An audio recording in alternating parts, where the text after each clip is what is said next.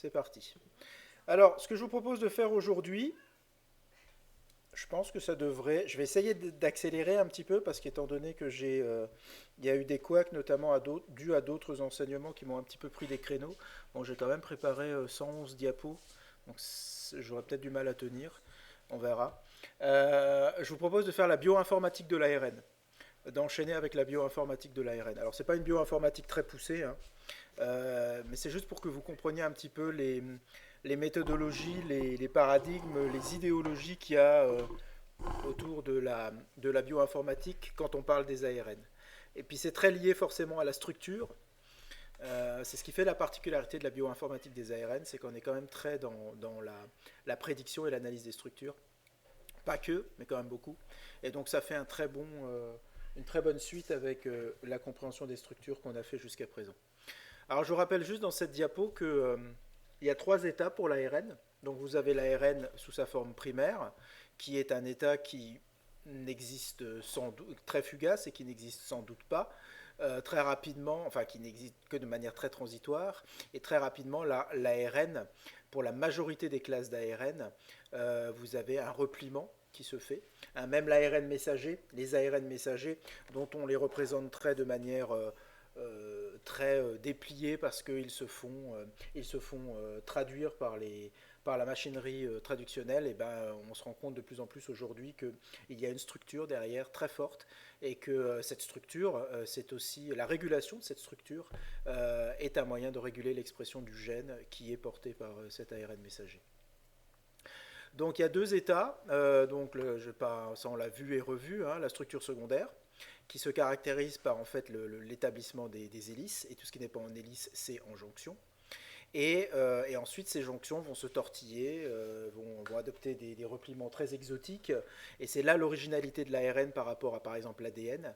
C'est qu'il y a des régions qui ne sont pas en hélice et qui vont orienter les hélices dans l'espace et permettre à l'ARN d'adopter des structures tridimensionnelles particulièrement originales, exotiques, et qui sont à l'origine de fonctions biologiques qui nous ont donné naissance. Alors, donc on peut aller évidemment, les approches bioinformatiques sont des approches qui, en général, à partir de la structure séquence primaire d'un ARN, essayent de prédire la 2D. À partir de la 2D, on essaye de prédire la 3D. Et puis, comme je vous ai déjà expliqué, on va essayer, il y a des algorithmes qui font aussi l'inverse. C'est-à-dire que quand on a obtenu la séquence tridimensionnelle, bah, il y a beaucoup de gens qui pensent que c'est une fin en soi et que voilà, bah, on sait tout sur l'ARN, mais en fait pas du tout. Et comme les ARN qu'on obtient aujourd'hui sont de taille très importante, eh bien, il faut annoter ces structures tridimensionnelles en structures secondaires. Et ensuite, il faut... alors la flèche qui fait passer de la structure secondaire à la séquence primaire, ça veut dire quoi? C'est en fait il y a des algorithmes qui, à partir d'une signature structurale, pour une certaine famille, vont chercher dans les génomes d'autres séquences d'ARN qui peuvent potentiellement faire partie de cette famille. Quand vous avez un génome qui est séquencé, eh bien vous avez des algorithmes qui utilisent comme signature, comme critère de recherche, ce repliement 3D ou 2D, et qui vont chercher les endroits, les séquences dans le génome qui pourraient se replier de cette façon et qui seraient donc potentiellement des gènes codants pour cette famille moléculaire. On va voir ça un exemple plus vers la fin avec une base de données qui s'appelle AirFab.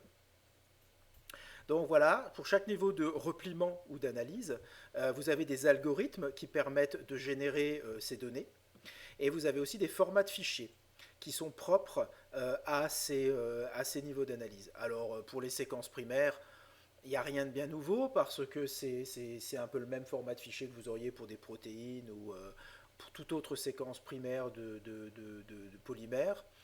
Par contre, pour les structures tridimensionnelles aussi, par exemple les formats PDB que vous connaissez, c'est ce qu'on utilise aussi pour les protéines. Après, pour la structure secondaire, hein, je vous rappelle que la structure secondaire, c'est vraiment une caractéristique et c'est vraiment un niveau d'analyse très très important dans l'ARN. C'est au carrefour de toutes les analyses qu'on peut faire sur un ARN.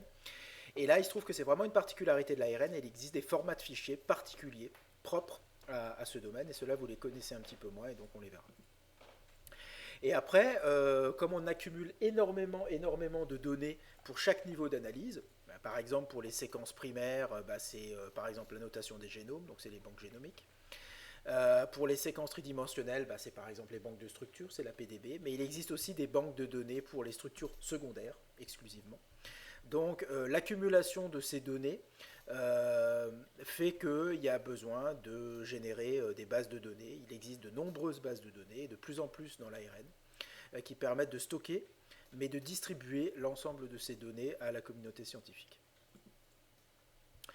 Alors, ça va nous amener un tout petit peu sur pour ceux qui ont fait EADB avec moi l'année dernière vont un petit peu reconnaître ça. Hein. J'ai réutilisé un petit peu une ou deux diapos.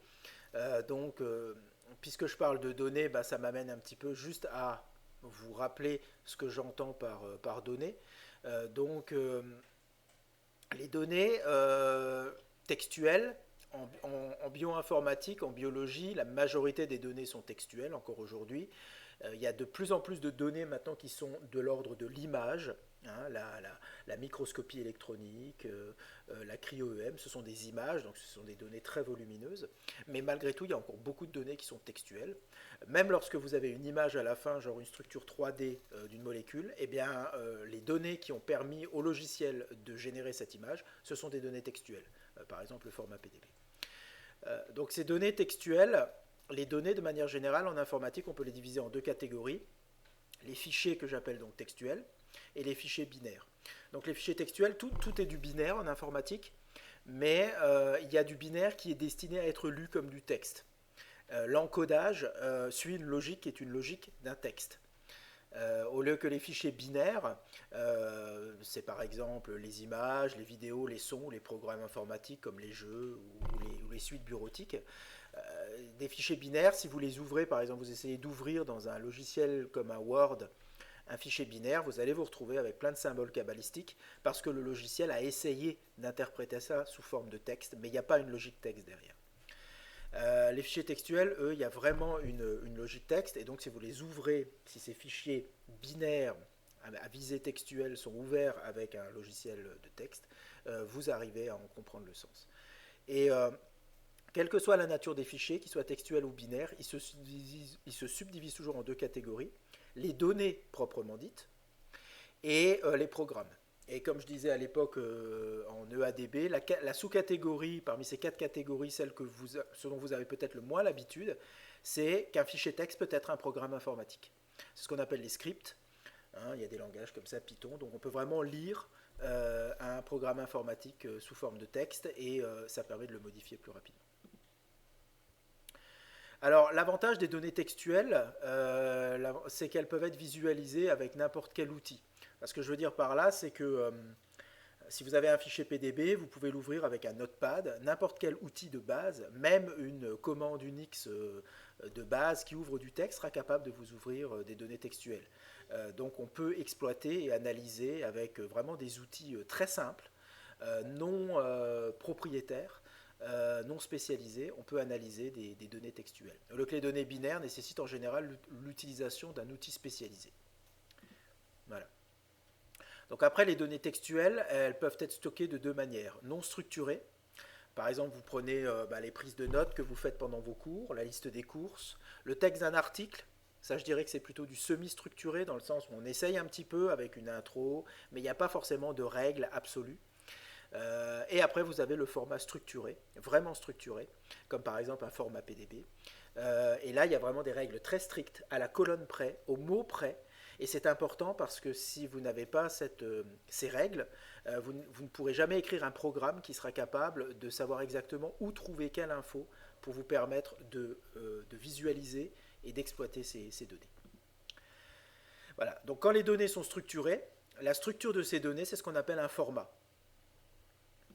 Alors je vais vous montrer plusieurs formats. L'idée, c'est pas de les faire tous. Je vais rapidement insister sur les formats qui sont propres à l'ARN, puisque c'est quand même le but de cette UE. Mais on va passer par des formats qui sont aussi assez généralistes et qu'on réutilise dans d'autres domaines de la biologie. Donc, alors déjà, il y a plusieurs grandes catégories. Avant de donner un nom de format, il y a déjà des catégories de formats. Vous avez le format texte, tel que par exemple ce que vous avez là sous les yeux. Ça, c'est un format FASTA qui fait partie de la famille des formats texte, où il y a la séquence de deux ARN de la télomérase. Vous avez après un format qu'on appelle un format table. Donc il y a plusieurs formats de fichiers qui respectent le format table. Et c'est quoi le format de la famille table? Ben, c'est un format qui est qu'on voit beaucoup parce que c'est très lié au domaine scientifique. C'est tout simplement parce qu'en science, on définit des attributs pour lesquels on fait des observations. Je ne sais pas moi, la fluorescence, la demi-vie d'une molécule, la taille d'un individu, le sexe, etc. Donc ça, c'est les attributs que l'on mesure. Et après, vous avez, sous forme de ligne, ben, vous avez les enregistrements. Pour l'individu 1 ou pour la molécule 1, on a observé ça, ça et ça, etc. etc. Et ça vous donne un format table. Les formats tables sont très populaires, c'est pour ça que Excel est un logiciel qui a beaucoup de popularité dans le domaine scientifique, même si on peut lui trouver plein de défauts, mais c'est encore un logiciel qui est très très utilisé.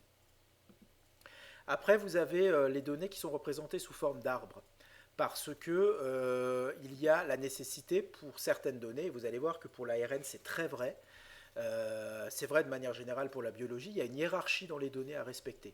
Or, dans le format table, cette hiérarchie, on peut la simuler en disant ah ben la ligne numéro 18 est un sous-élément de la ligne numéro 17. Mais c'est un artifice. Alors, on peut le faire, mais ça n'a pas été prévu pour ça. En fait, il existe d'autres formats de fichiers qui font partie de la famille des formats arbres. Donc, où un élément, où on peut encoder les données en conservant une arborescence.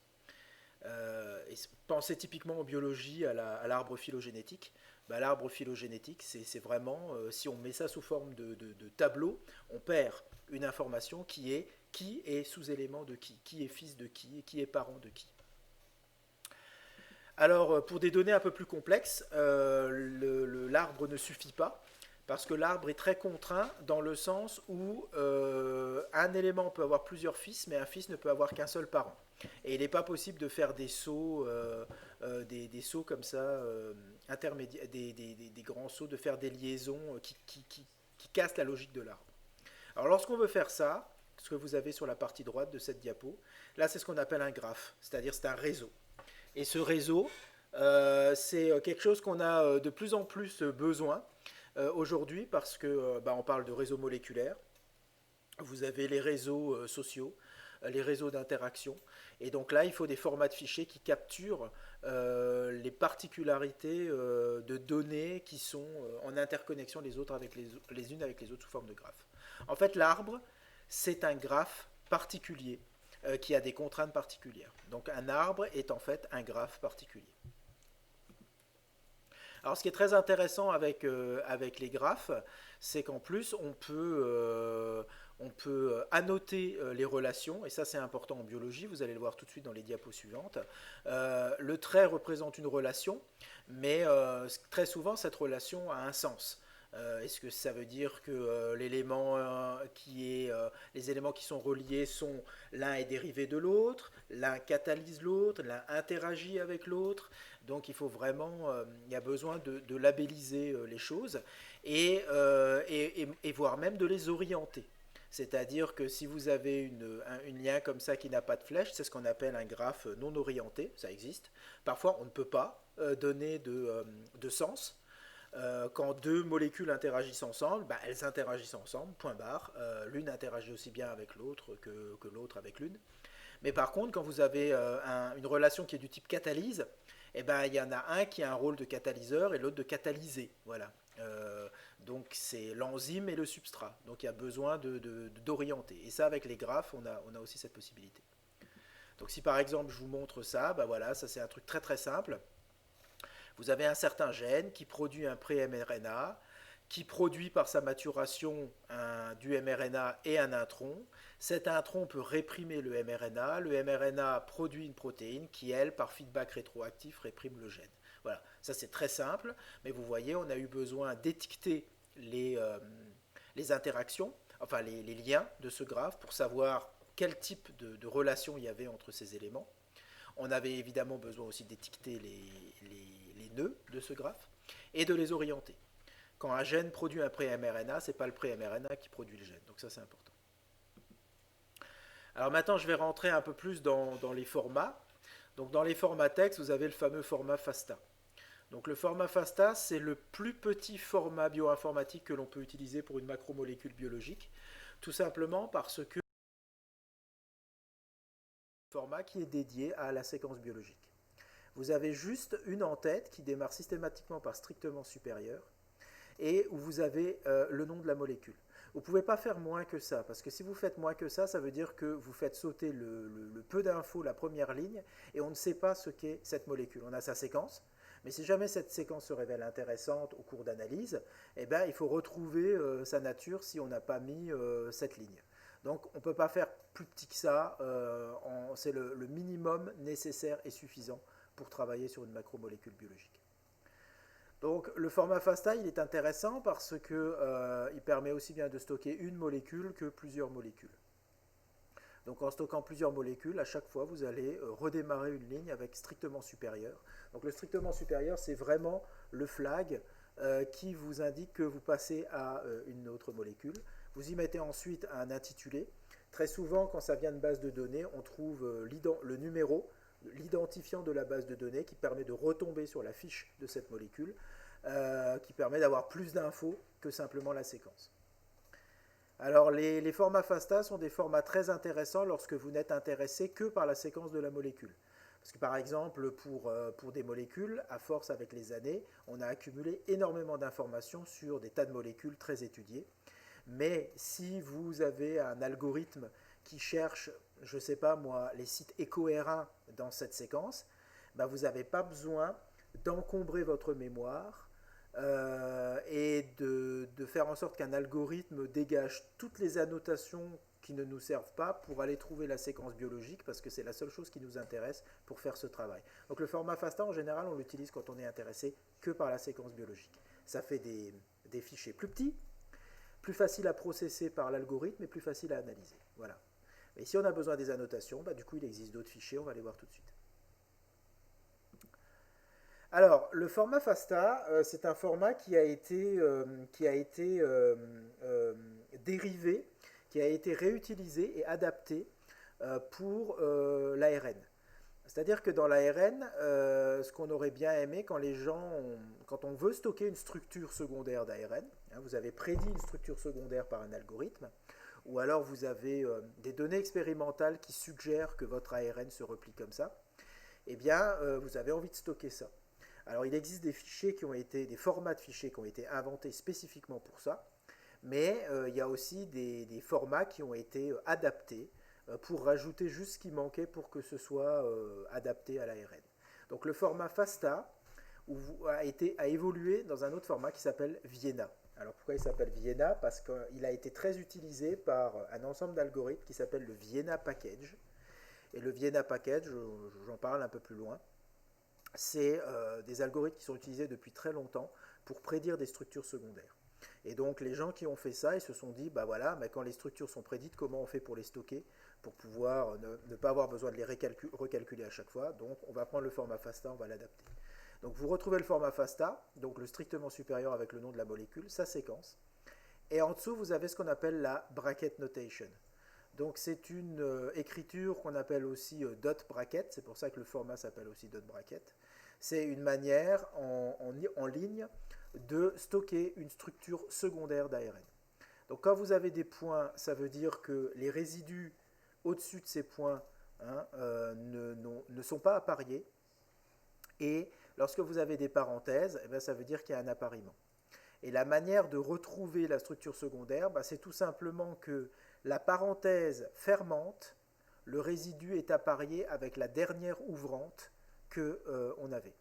Alors je vais vous montrer, je vous ai fait un petit détail de comment ça marche. Alors pour ceux qui sont intéressés par écrire des petits programmes, c'est vachement intéressant d'utiliser ce genre de fichier pour faire un petit programme bioinformatique, une petite logique un petit peu algorithmique. Est-ce que vous seriez capable de retrouver la structure secondaire, c'est-à-dire par exemple, est-ce que vous seriez capable de sortir une sortie texte qui dit, pour cet ARN, il y a une hélice de 4 paires de bases qui démarre à cette position, qui finit à celle-là, là il y a une boucle apicale et là il y a des extrémités.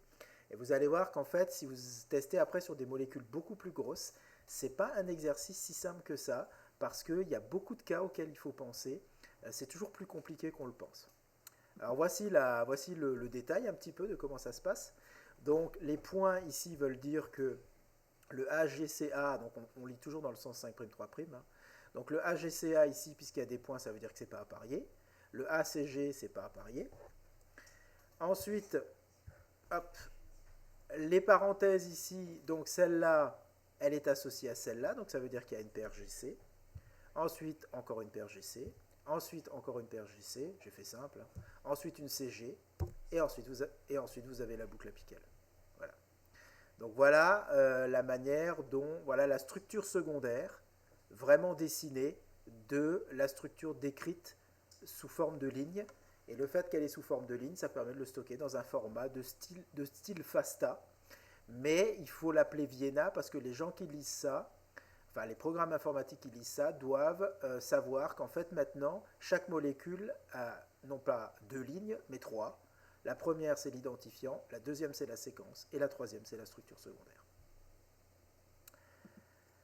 Voilà. Alors, le format Vienna, il est sympa, mais il a un inconvénient. C'est que vous perdez de l'information. C'est-à-dire qu'il faut recalculer qui est apparié avec qui. Ça doit se redéduire. Ça se déduit facilement, enfin plus ou moins facilement, mais ça doit se redéduire. Donc, ça nécessite des algorithmes. Les algorithmes qui utilisent le format viennois doivent retrouver la logique. Il n'y a pas tout qui est stocké. Hein. Par exemple, si vous prenez cette situation-là, hein, c'est jamais aussi simple qu'on pense. Lorsque vous regardez ça, ben là je vous ai fait une situation un peu plus compliquée. C'est-à-dire que vous en avez deux qui ferment ici, donc elles sont appariées à celle-là. Mais là, ça rouvre de nouveau. Donc ça veut dire que les deux qui sont là sont en attente parce que leurs petits partenaires sont en fait ici. Donc là, il y a de nouveau une hélice qui s'ouvre de deux paires de bases, qui va s'apparier avec celui-là. Et au final, c'est ça qu'on va avoir. Ce qui fait que vous avez ce qu'on appelle une jonction triple. Alors j'ai fait une jonction triple qui n'a pas forcément de... Elle est un peu surréaliste, ma jonction triple, parce qu'il n'y a aucun résidu aux intersections pour apporter un petit peu de souplesse, mais c'était pour vous faire les choses un peu simplement. C'était juste un pur exercice théorique pour vous montrer comment ça se passe. Donc imaginez dans des situations beaucoup plus compliquées, genre ça, eh ben, c'est un vrai bon exercice d'écriture d'un petit programme pour essayer de retrouver la structure secondaire qui est derrière cette grosse séquence-là. Voilà. Voilà, donc là je vous ai mis un cas un peu différent, je vous ai mis ces deux cas-là. Là je vous ai mis un petit peu de bulge. Je vous laisserai regarder ces diapos. Les petits ronds qui sont là sont des bulges, hein, donc c'est les résidus qui sont là. Puis je vous laisserai raisonner un petit peu par vous-même pour voir si vous auriez été capable de retrouver cette topologie à partir de cette bracket notation. Voilà.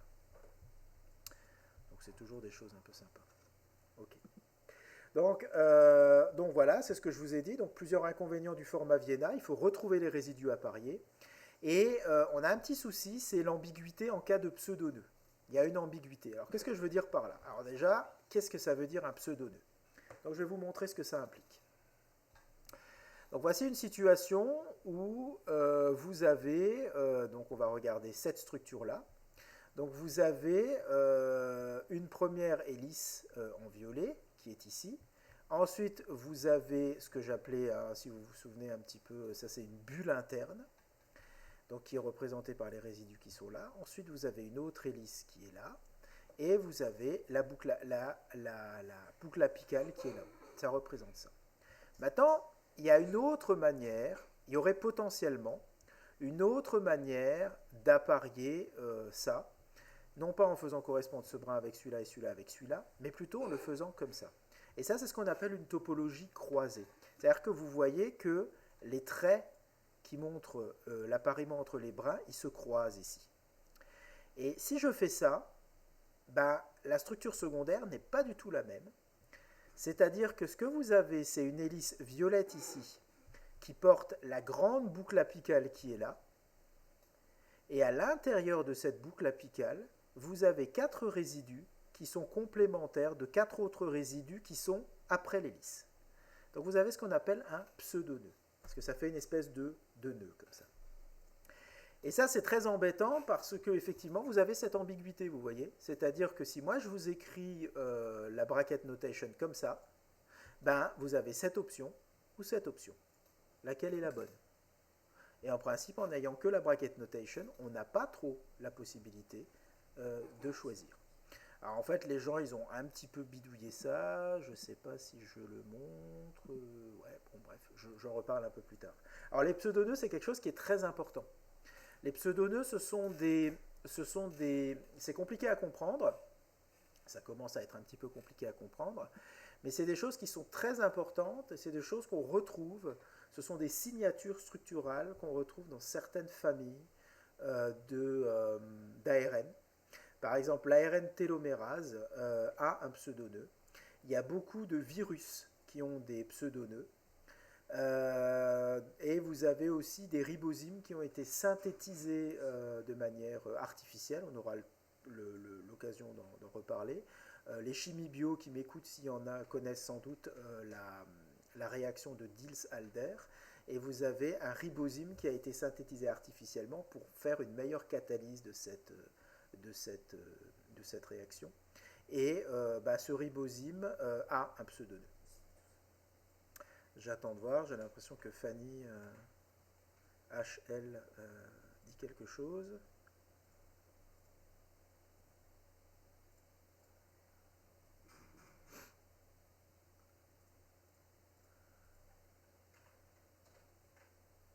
Ouais, alors tout à fait. Effectivement, vous avez tout à fait raison. On range plutôt le pseudonœud dans la catégorie des... on ne l'associe pas trop à la structure secondaire. C'est plutôt, en fait, le pseudonœud, c'est une hélice, mais qui se forme dans un deuxième temps. Parce que pour que cette hélice se fasse, là, pour que ce, ces quatre résidus soient placés dans l'espace de telle sorte qu'ils soient prêts à interagir avec les quatre résidus-là, il faut qu'ils soient dans une boucle apicale. Parce que la boucle apicale va les placer de telle façon qu'après ils seront prêts à interagir là. Donc du coup, ça veut dire qu'il faut qu'il y ait d'abord cette hélice qui soit formée en premier, et ensuite du coup la boucle apicale, et ça va se faire. Donc du coup, c'est effectivement, vous avez raison, le pseudonœud, c'est plutôt quelque chose qui est placé dans la structure tertiaire plus que dans la structure secondaire. En plus, la définition d'une structure secondaire, c'est qu'on peut la mettre à plat, au lieu que justement le pseudonœud, on ne peut pas le représenter facilement à plat.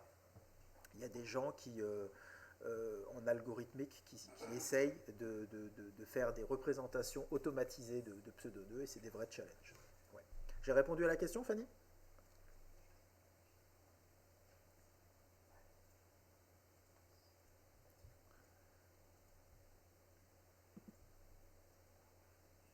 Ouais, je sais pas. Peut-être. Bon, ben, ça a l'air peut-être bon, donc je continue. Donc, vous avez vu un pseudo... Ouais, ok, super. Vous avez vu un pseudonœud avec moi dans les cours précédents. Je crois même que je lui avais donné ce nom. Si vous vous souvenez du RiboSwitch, eh bien, vous vous souvenez de ce king turn qui faisait que vous aviez cette boucle apicale qui plongeait de nouveau vers son propre ARN, et vous aviez une interaction, et en fait cette boucle apicale interagissait avec certains endroits de la jonction quadruple, et c'est un pseudonème.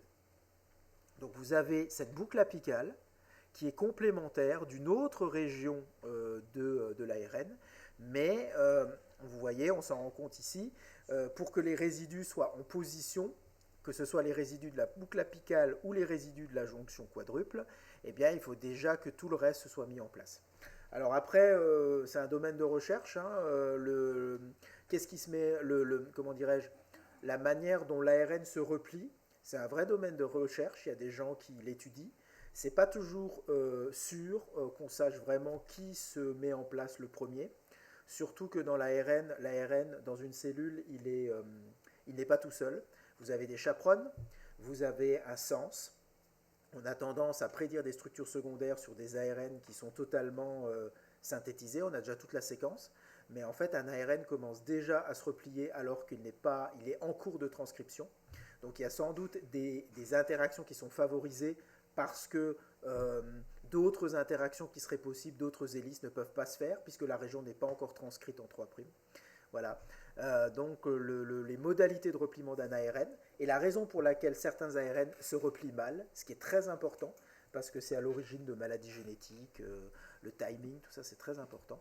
Ben, c'est un vrai domaine d'étude, et le pseudoneux, c'est pas, moi je vous l'explique comme ça pour faire simple, mais c'est pas forcément toujours si évident que ça. Voilà.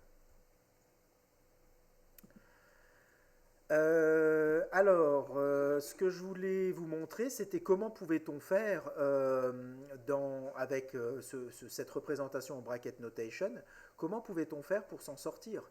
Par exemple, si vraiment on veut dire que bah, parmi les deux choix possibles, bah, c'est ce brin avec ce brin et ce brin avec ce brin, la topologie croisée, elle va poser un problème. Pourquoi? Parce que la logique veut que normalement, la parenthèse, quand on rencontre une parenthèse fermante, c'est pour déclarer un appariement avec la dernière ouvrante qu'on avait stockée, qu'on avait gardée en mémoire.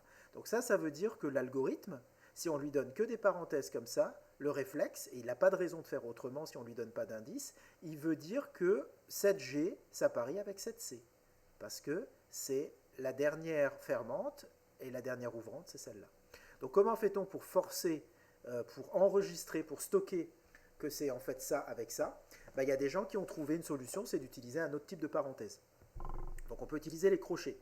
Donc du coup, alors il faut modifier l'algorithme en conséquence, hein, mais ça veut dire que vous ne faites des appariements qu'entre hélices des paires de bases faites par des crochets et des hélices faites par des parenthèses rondes. Donc ça c'est pas mal, mais ça vous limite beaucoup parce qu'il existe des structures où il y a plusieurs pseudonœuds. Et du coup, comment vous allez faire? Si vous avez un autre endroit avec des crochets, vous allez retomber dans la même problématique. Alors il y a des gens qui ont trouvé d'autres solutions.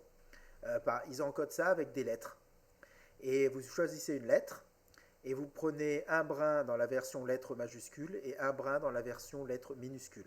Et du coup, là, en principe, vous êtes assez tranquille parce que, vu le nombre de lettres d'alphabet, on n'a pas encore de structures pour lesquelles on a autant de pseudonœuds que ça. Donc, ça résout pas mal le problème. Mais du coup, c'est pas forcément des choses très officielles. C'est des choses qui sont un petit peu admises. Vous trouvez ce genre d'écriture dans une base de données qui s'appelle RFAM, dont on va parler. Et bah, du coup, si vous récupérez un fichier comme ça de cette base de données, il faut vous attendre à avoir ce genre d'écriture. Et donc, il faut avoir un algorithme, ce qu'on appelle un parseur, c'est-à-dire un algorithme qui lit les données et qui lit certains formats. Eh bien, c'est pas tous les parseurs qui tiennent compte de ça. Donc, il peut au pire l'ignorer, enfin au mieux l'ignorer, au pire planter, parce qu'il ne sait pas du tout ce que ça veut dire. Voilà, ça va, c'est fluide. Vous arrivez à choper le truc? Ouais. Ok, super. Donc si ça va pour quelques-uns, je pense que ça va pour les autres. Alors, euh, pour compenser un petit peu ce problème, les gens qui ont travaillé dans le domaine ont inventé il y a très longtemps, enfin il y a quelques années, ils ont inventé un autre format, mais ça c'est un format qui du coup vous ne trouverez que pour l'ARN. C'est un format qui a été inventé pour l'ARN, pour trouver les structures secondaires d'ARN et pour ne plus avoir besoin de recalculer les choses.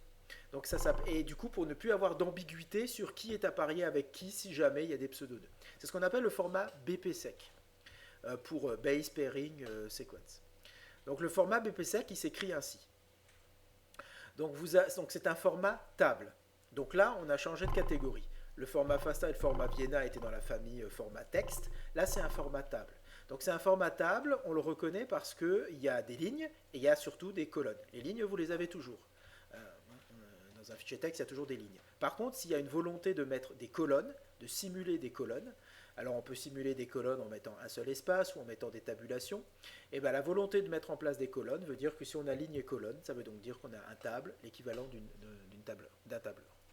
Alors comment le format BPSEC est-il défini? Ben, c'est assez simple. La première colonne, c'est simplement la numérotation absolue de 1 à taille de votre séquence, donc 1, 2, 3, 4, 5, 6, donc c'est la position de votre résidu. Dans la deuxième colonne, vous avez la nature du résidu, donc vous retrouvez la séquence de votre ARN. Et dans la troisième colonne, vous avez avec qui c'est apparié. Donc lorsque vous avez un 0, ça veut dire que c'est un résidu qui n'est pas apparié, et donc il est simple brin. Lorsque vous avez un numéro, ça veut dire que c'est le résidu avec lequel il est apparié. Et donc, il n'y a pas de... voilà, donc vous avez, là vous voyez que 5 est apparié avec 16, que 6 est apparié avec 15. Alors si on veut savoir ce que c'est 16, eh ben, il faut aller à la position 16 et on voit que c'est C. Et vous voyez qu'il y a une répétition, il vous rappelle que 16, C est apparié avec 5. Et là c'est 5 apparié avec 16. Donc vous avez une répétition. Et ça veut dire qu'il faut en tenir compte. Si vous écrivez un algorithme de ça, si vous lisez tout, vous allez vous retrouver avec 2 fois trop de paires de bases, puisqu'elles sont répétées. Donc ça, c'est à la personne qui écrit ça. Si vous voulez écrire un parseur de BPSec, un parseur, ça s'écrit P-A-R-S-E-R. Vous avez vu ça un petit peu avec moi en EADB. Faire du parsing, on dit. Eh bien, il faut tenir compte de ça. Alors après, donc voilà le format BPSec. Donc ça c'est vachement pratique parce que du coup vous n'avez plus besoin de recalculer. Vous savez exactement qui est apparié avec qui. Donc il n'y a plus cette ambiguïté. Par contre vous perdez une information. C'est que vous avez des résidus qui sont appariés, mais ces appariements sont empilés l'un sur l'autre et ça forme des objets de plus haut niveau qu'on appelle des hélices. Et à certains endroits, vous avez des petits appariements, mais qui ne forment pas des hélices, c'est ce qu'on appelle des interactions tertiaires. Donc là, si vous connaissez qui est apparié avec qui, il y a quand même une info que vous perdez, c'est que vous êtes obligé de faire un check, de voir si les paires de bases qui sont appariées se suivent dans la séquence. C'est-à-dire que si la valeur qui est là, quand vous faites plus 1, vous avez celle-là, et quand vous faites moins 1, vous avez celle-là. Si vous avez i plus 1, i moins 1, tant que vous avez ça, c'est que vous êtes en train de construire une hélice. Et dès que vous avez une interruption, quelle que soit la raison, vous avez terminé l'hélice. Donc le fichier BPSec n'a pas été pensé, il stocke uniquement le niveau paire de base. Si vous êtes intéressé par ce qui est plus haut, genre j'ai le BPSec du tRNA, tu pourrais me dire rapidement où sont les hélices, les 4 hélices, où elles démarrent, où elles s'arrêtent, et il faut de nouveau le recalculer. Vous devez faire ce check de quelles sont les paires de bases qui s'empilent, jusqu'à quel niveau il y a la continuité.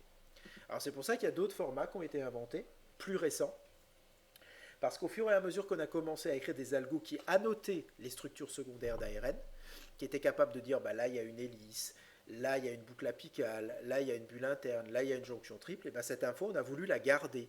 On voulait que ces algorithmes, on ne voulait pas perdre l'info de ces algorithmes, on voulait stocker ça. Donc il a fallu des formats plus adaptés. Et le format RNA-ML, pour RNA Markup Language, c'est une réponse à cette problématique, une réponse assez récente qui est sortie après les années 2000. Ouais, je regarde, il y a une question peut-être qui va arriver là, de Tesa P.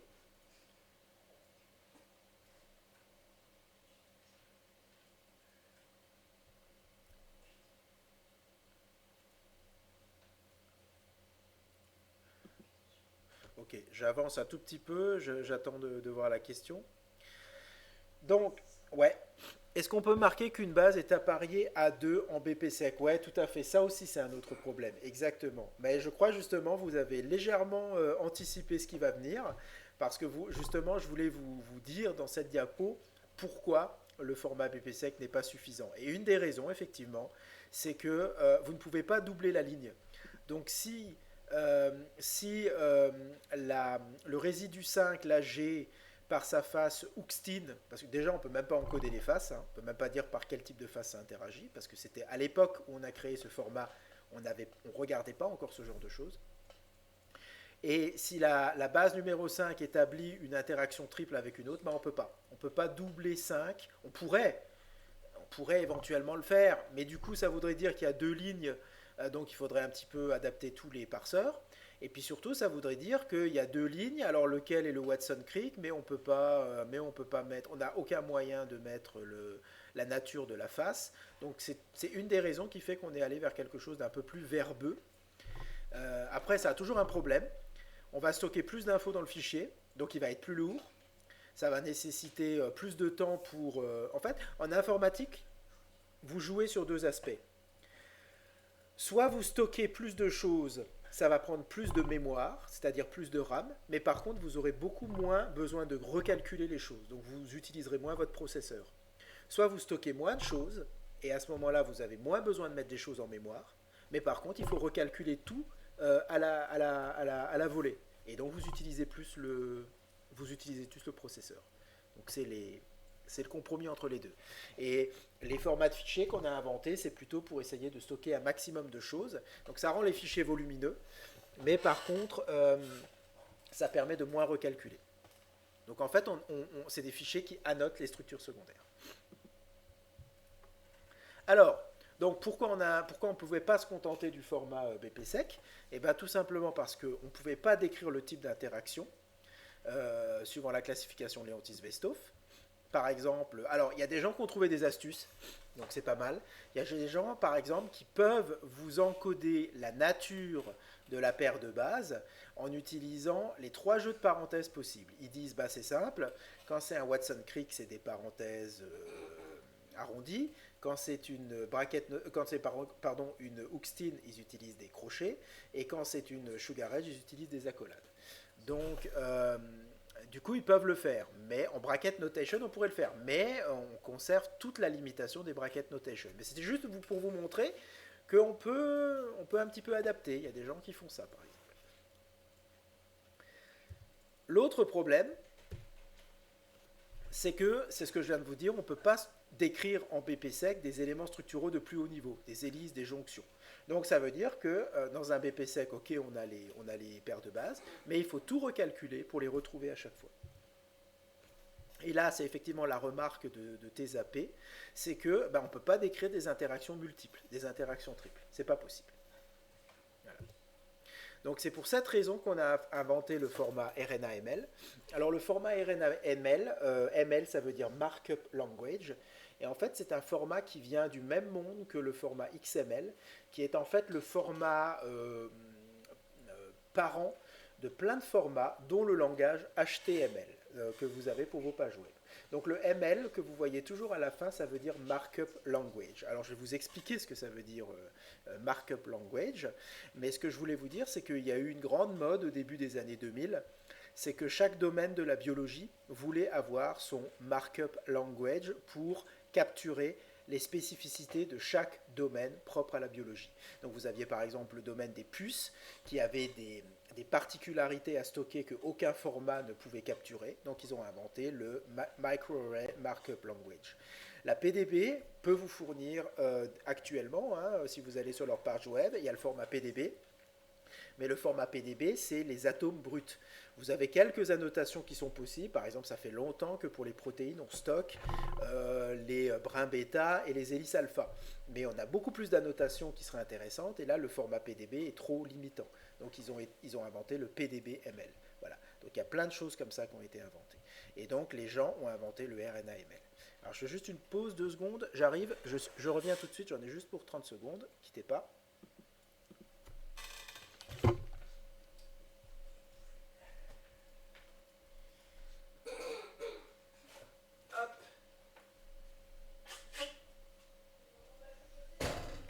Qu'est-ce qu'il y a, Caro? Hein? Non, non, ils coupent leur micro en général.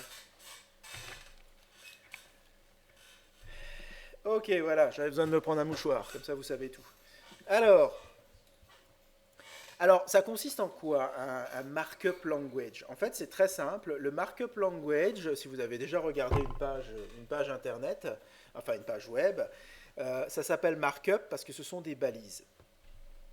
Et ce que vous faites, c'est que vous avez toujours une balise, c'est un système comme de boîte Tupperware, c'est-à-dire que vous avez une boîte, ici c'est la boîte des hélices, ça veut dire qu'entre cette balise qui s'appelle hélice qui ouvre et la balise qui ferme, on sait que c'est une balise qui ferme parce que c'est exactement le même mot, mais il y a un slash devant, ça veut dire que ça ferme. Donc entre hélice là et hélice là, vous êtes garanti que tout ce qui est là-dedans décrit les hélices. Donc vous avez une liste d'hélices. Et après, ce que vous avez, c'est que vous avez maintenant une balise qui vous annonce qu'elle va vous donner des détails sur une hélice en particulier. Cette hélice s'appelle hélice 1. Là, vous avez une balise qui vous dit que donc la balise location, elle est à l'intérieur d'Helix. Vous voyez, elle est à l'intérieur, elle est enfermée dans cette boîte Helix.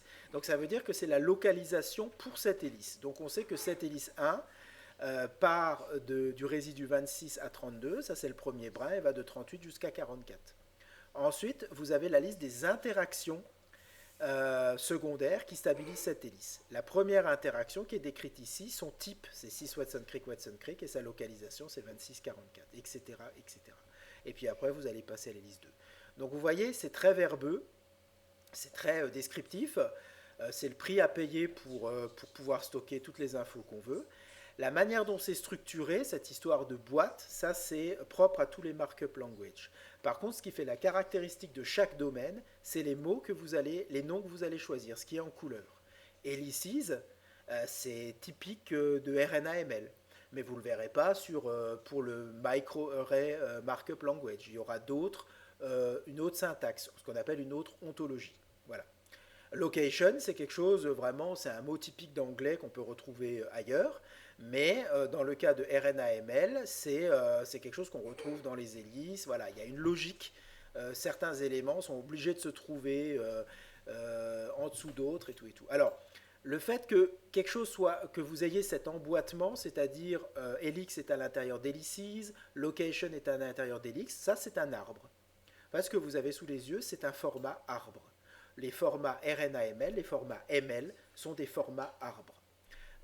Les pages web que vous consultez tous les jours, les données sont stockées sous forme d'arbres. Il y a une arborescence, les données sont reliées les unes aux autres par un lien de filiation. Voilà. Alors, comme toujours en science, hein, on n'a rien fait si on n'a pas fait une publi derrière. Eh bien, il y a une publication qui est sortie sur RNA-ML. Alors, le paradoxe, c'est qu'une fois que la publi était sortie, il n'y a quasiment personne qui l'a utilisée. Parce que malheureusement en science, c'est ce que je déplore toujours, il y a des effets de mode. On veut en être, on veut poser une pierre avant qu'il y en ait d'autres qui l'aient posée, puis après on n'exploite pas le truc. Je crois qu'il y a quasiment que mon logiciel qui avait exploité à l'époque le format RNA-ML. Et le RNA-ML, après, je l'ai fait évoluer parce que ces formats sont amenés à évoluer. Ça, c'est aussi une caractéristique des formats ML, c'est que vous pouvez les faire évoluer beaucoup plus facilement. Il suffit juste d'inventer de nouvelles balises et de dire, à partir de maintenant, je ne sais pas moi, on va mettre accessibilité au solvant, c'était pas fait jusqu'à présent, on va le mettre et puis on définit, on fait la version 1.1 du format RNA-ML et puis voilà. Alors, ces formats, ils ont un très gros avantage, c'est que ce sont aussi beaucoup des formats qui ne sont pas forcément utilisés en tant que tels, mais comment je vais vous dire ça? C'est des formats qui sont très utilisés pour diffuser l'information. Si on prend par exemple cet exemple-là, supposons que vous ayez un algorithme vous faites un algorithme sur l'ARN et vous voulez le rendre le plus adapté à la majorité des formats qu'utilisent les gens du domaine de l'ARN. Donc vous devez vous casser la tête à faire en sorte qu'il soit capable d'extraire de l'info d'un format BPSEC, d'un format FASTA, d'un format PDB. Et puis après, les gens en général, ils aiment bien sauvegarder ce qu'ils ont fait dans ce programme informatique sous un autre format. Donc vous faites en sorte qu'il s'exporte au format Stockholm, au format CT, au format GFF. Ok, bon. Si vous avez un format RNA-ML qui potentiellement peut stocker toute l'information de tous les formats possibles, il peut tout décrire, eh bien ça fait plutôt cette situation-là.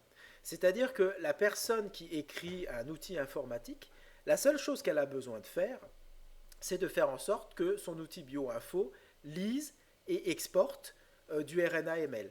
Et après, vous trouvez très facilement, si la communauté RNA-ML est active, vous trouvez très facilement un convertisseur qui vous dit vous avez du RNA-ML, et ben voilà, c'est facile de le transformer en BPSEC, en FASTA, vous voyez. Donc le RNA-ML est une espèce de hub qui vous permet de stocker des infos venant d'un fichier, de les exporter dans un autre fichier. Et c'est plus simple pour la personne qui écrit l'algorithme. Donc ces formats markup sont très très utilisés en tant que format d'échange de données. Voilà.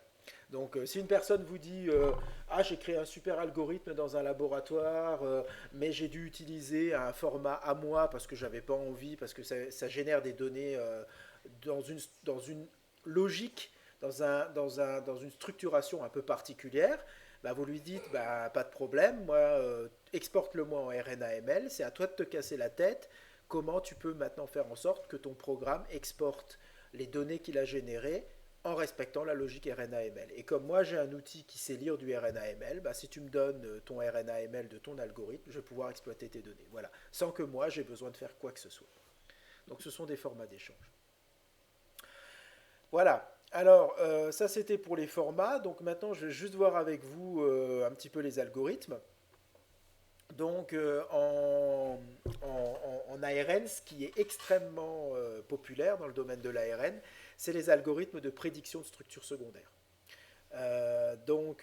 C'est vraiment des algorithmes qui sont propres au domaine ARN. Quand vous avez une séquence ARN que vous avez trouvée par RNA-seq, que vous avez séquencé, isolé expérimentalement, par RNA-seq par exemple, ou d'autres manières, hein, que vous avez co-immunoprécipité avec une protéine, vous trouvez un nouvel ARN, ou vous annotez un nouvel ARN bioinformatiquement, vous avez la séquence de votre génome, vous lui passez dessus des algos qui trouvent des ARN non codants, et vous avez une nouvelle séquence d'ARN. Votre question c'est comment je peux avoir des pistes sur ce que fait cet ARN. Eh ben, une des pistes les plus évidentes, c'est d'essayer de prédire une structure secondaire parce que cette structure secondaire pourra vous apporter des infos en la comparant à d'autres structures secondaires pour lesquelles de familles connues. Et parce que, par exemple, on pourrait dire, ah tiens, mais dans cette structure secondaire, je reconnais un motif qui est très connu et qui est reconnu par des protéines. Hein, par exemple, le king turn, c'est quelque chose dont on sait qu'il y a une bonne probabilité que ce soit une piste d'atterrissage pour protéines. Donc ça, la structure vous apporte des informations. L'autre chose aussi, c'est que la structure, ça vous donne aussi des idées d'approche expérimentale pour votre ARN. Par exemple, si vous voulez prouver que votre ARN, quelles sont les régions qui sont importantes, est-ce que votre ARN a une fonction biologique ou quoi que ce soit, ben vous pouvez muter votre ARN en vous guidant d'après la structure secondaire. Donc c'est vraiment, j'avais beaucoup insisté là-dessus dans les cours précédents, la structure secondaire d'ARN, c'est vraiment le cahier, c'est vraiment le notebook de votre ARN. C'est là que c'est le carrefour de toutes les approches que vous pouvez mettre en place et de toutes les données expérimentales que vous pouvez obtenir. Vous décorez une structure d'ARN avec ça et vous faites évoluer votre compréhension de l'ARN et faites évoluer votre structure secondaire en fonction de ça. Alors l'approche de base, hein, donc il y a énormément d'outils. C'est vraiment le domaine de prédiction de structure dans l'ARN, enfin en comparaison de la structure tridimensionnelle qui est plus récente. La structure secondaire est mieux maîtrisée. Ça ne veut pas dire qu'elle est totalement résolue, hein. Ça ne veut pas dire que toutes les structures secondaires qu'on obtient sont forcément justes. Mais il y a énormément d'approches, il y a énormément d'outils. Beaucoup de biologistes s'y perdent un petit peu parce qu'il y a des structures secondaires. Un outil peut donner beaucoup de structures secondaires parce que plus l'ARN est grand, plus le nombre de structures secondaires possibles est important. Laquelle ou lesquelles sont celles qui sont biologiquement actives, eh ben ça c'est la paillasse qui va vous y guider. C'est toujours la biologie mouillée qui apporte la réponse, mais la bioinformatique vous permet de guider les approches pour apporter la réponse. Donc c'est l'approche, on sait bien faire la prédiction parce qu'on a plus de recul, parce qu'il y a moins de paramètres et de prérequis que pour prédire une structure 3D. Et on a de nombreux outils. Alors, nombreux outils, ça peut être un avantage comme ça peut être un inconvénient. Parce qu'à force d'avoir trop d'outils, on ne sait plus lequel croire, forcément. Et plus on a d'outils, il y en a certains qui donnent aussi des structures assez différentes, parce que leurs approches algorithmiques sont différentes, donc lequel croire. Voilà. Alors, l'approche de base, initiale, c'était tout simplement rechercher toutes les hélices qui sont possibles avec les règles simples. A, ça parie avec U, G avec C et G avec U. Donc si vous faites ça, hein, voilà, pour que vous ayez une petite représentation de ce que ça peut représenter, je vous rappelle quand même qu'un ribosome de Bactos, l'ARN ribosomique de la grande sous-unité d'une bactérie, c'est 2000 nucléotides. L'être humain, vous montez à 3500, 4000. Et ben, un ARN qui fait 100 nucléotides, ça représente 10 puissance 25 structures secondaires différentes. Donc vous voyez que là, il y a vraiment un souci pour le biologiste pour essayer de trouver laquelle je prends. Alors, on ne peut pas dire, c'est simple, il doit forcément y avoir des structures secondaires qui ont l'air plus vraies que d'autres. Pas du tout. Il y a des études qui ont été menées, hein, si vous prenez une séquence aléatoire, alors vous faites un petit programme très simple qui génère de manière aléatoire une séquence. Vous vérifiez avec un blast qu'elle n'existe pas déjà quelque part, donc c'est vraiment une séquence qui n'a aucun équivalent.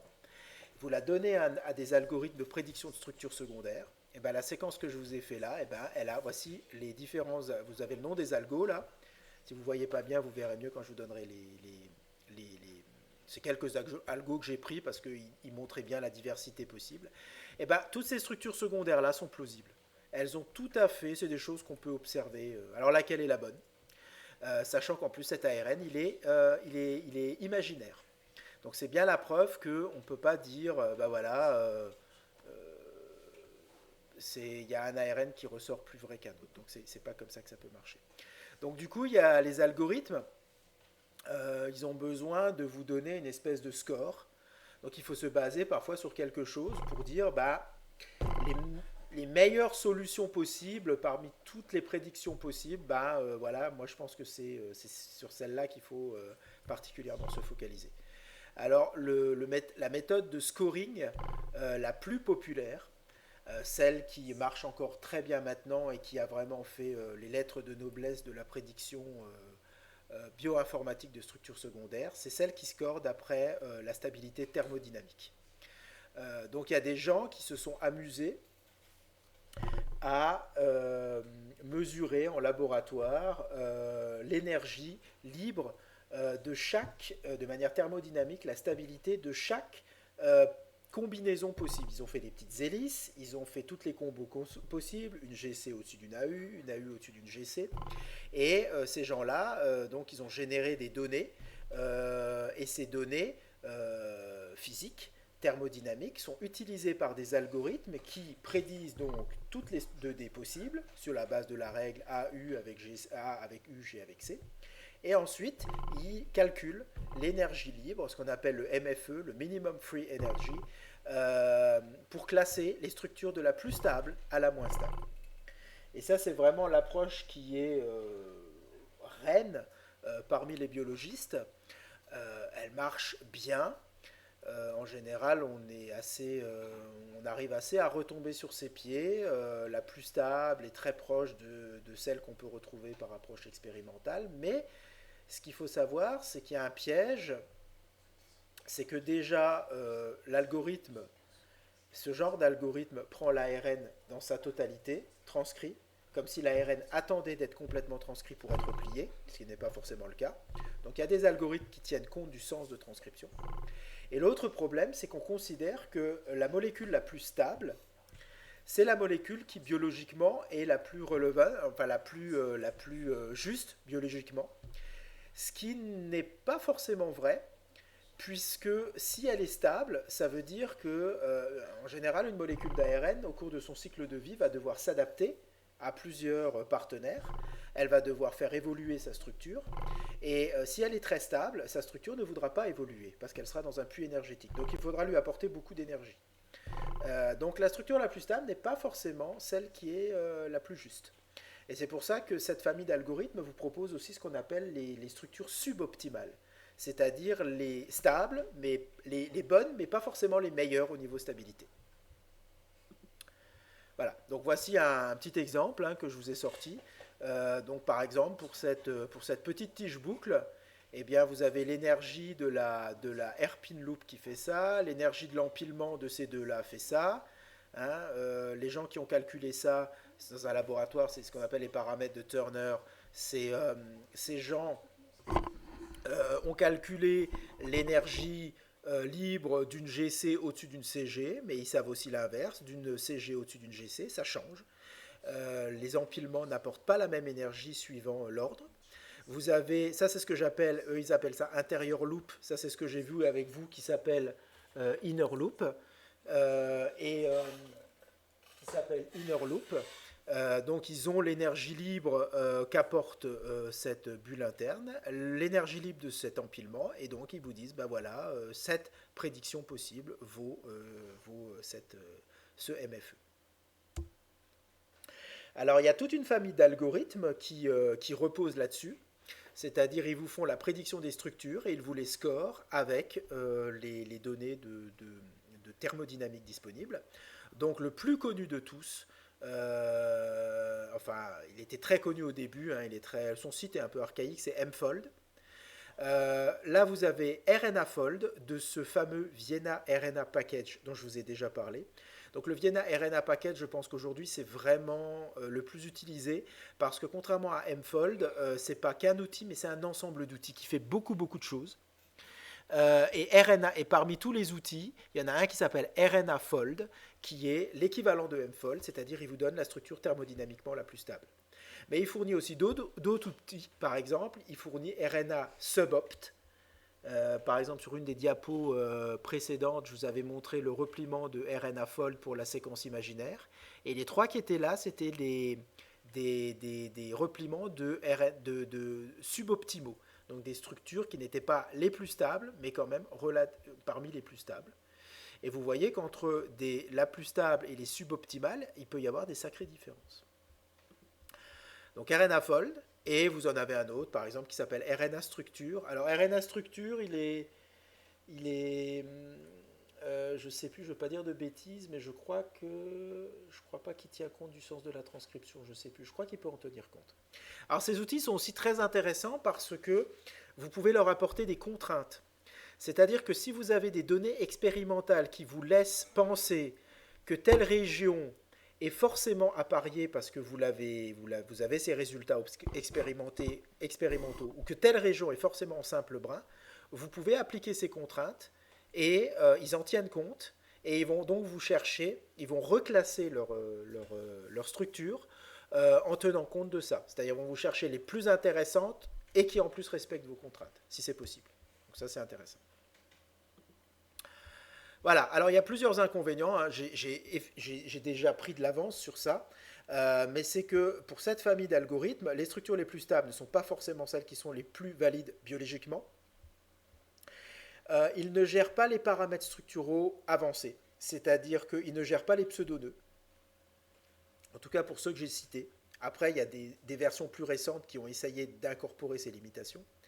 Ils ne prennent pas du tout en compte les paires de bases non canoniques, c'est-à-dire ils font le classique AU avec GC. Donc il ne faut pas leur demander de tenir compte de toutes les possibilités parce qu'ils ne s'en sortiraient pas. Déjà, on n'a pas les valeurs thermodynamiques pour ça.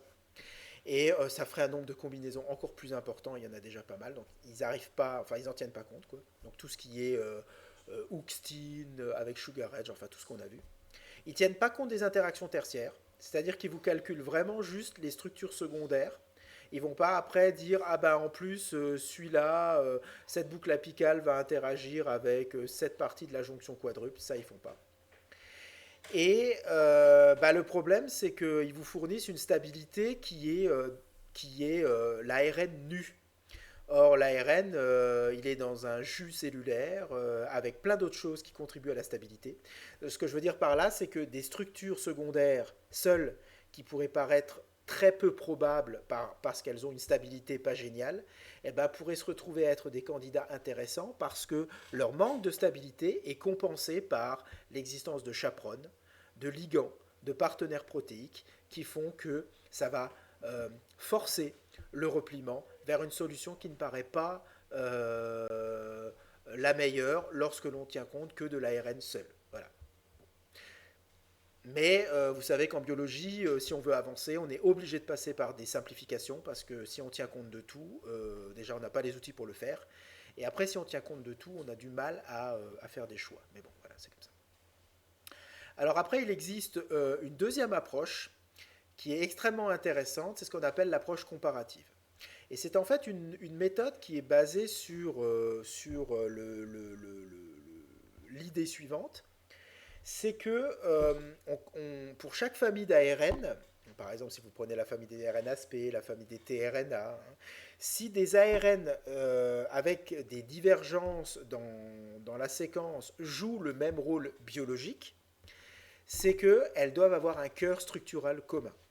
Donc en fait, ce qu'on fait, c'est qu'on essaye de trouver la structure secondaire qui maximise la possibilité de faire des interactions, qui conserve au maximum les interactions possible. Alors, je vais vous montrer ça, regardez. En fait, ce qu'on dit dans l'ARN, et ça je vous l'ai déjà dit, je crois, c'est que dans l'ARN, c'est pas la séquence qui est conservée, c'est la structure. Et c'est pour ça qu'il faut faire des outils d'alignement dédiés à l'ARN. Si vous prenez des séquences protéiques, ou si vous alignez des séquences protéiques ou des séquences ADN, ce que font ces algorithmes, c'est qu'ils essayent de maximiser la conservation sur la base de l'identité des résidus. Si je prends ces deux séquences que j'ai créées artificiellement, et si j'essaye de maximiser le repliement, si j'essaye de maximiser l'identité de séquence, donc je veux vraiment C, c'est C, U, c'est U, j'ai essayé. Et puis après, j'essaye de trouver des paires de bases, qui pourrait aller avec qui. Eh ben, j'ai pas beaucoup de choix, hein. J'ai G avec U, ça a l'air conservé, puisqu'entre ces deux séquences, la G et la U, la G et la U est là, et là, il y a A avec U. Voilà. Mais pour d'autres trucs, c'est moins conservé, vous voyez, parce que si G interagirait avec la C qui est là, sur la base de cet alignement, ça n'a pas l'air trop vrai parce que le G est devenu C et lui, il est resté C. Donc une GC qui devient une CC, c'est pas très cool. En fait, ce qu'il faudrait plutôt, c'est non pas produire un alignement séquentiel, mais un alignement structural. C'est-à-dire qu'il faudrait produire un alignement qui permet qui conserve au maximum les appariements. Et là, le problème qu'on a dans le domaine de l'ARN, c'est l'histoire de l'œuf et de la poule. C'est-à-dire que pour faire un bon alignement structural, il faudrait déjà connaître la structure sous-jacente. Et pour connaître la structure sous-jacente, il faut avoir l'alignement structural. Donc je ne veux pas trop rentrer dans cette logique, mais c'est le problème des algorithmes qui essayent de faire ça. Il y a différentes stratégies. Par exemple, il y a des algorithmes qui replient chaque séquence à part, et puis après, ils essayent de trouver le cœur commun. Mais le problème de ça, c'est que si vous faites un repliement de chaque séquence à part, vous retombez dans le piège des algorithmes précédents, c'est-à-dire que vous faites un repliement sans tenir compte dans un premier temps, sans trop tenir compte de l'évolution, et puis après, vous comparez les deux structures. Voilà. Donc si vous regardez ici, là, j'ai une plus belle structure secondaire, consensuelle, c'est-à-dire commune de mes deux molécules. Ces deux molécules peuvent faire ce repliement-là, toutes les deux. Mais ce n'est pas la séquence qui a été conservée, c'est la structure. Et c'est là que c'est difficile. Parce que cette G qui est appareillée avec cette U, la G est devenue une A. Donc il n'y a pas conservation en séquence, mais par contre, une GU peut devenir une AU. Et vous vous souvenez, ça c'est les histoires d'isostérie. C'est-à-dire qu'une GU peut devenir une AU parce que ça ne perturbe pas localement la structure. Donc la molécule, le gène peut évoluer en séquence, tout en n'empêchant pas le produit final, c'est-à-dire la structure ARN, d'adopter sa structure et de jouer son rôle biologique.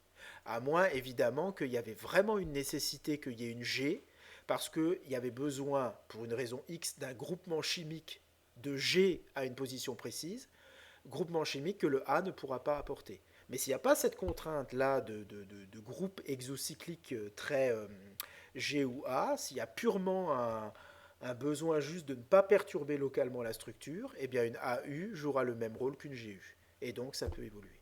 Voilà. Donc ça, c'est très... Alors il y a des algorithmes qui font partie de ça. C'est des algorithmes qui ont beaucoup de succès, parce que c'est des algorithmes qui sont basés sur l'évolution. Mais c'est des algorithmes qui sont extrêmement gourmands. Et ils trouvent rapidement des limitations. L'idéal, ce serait d'avoir le plus de séquences possible. Plus vous avez de séquences, plus vous êtes capable de sortir une séquence consensuelle.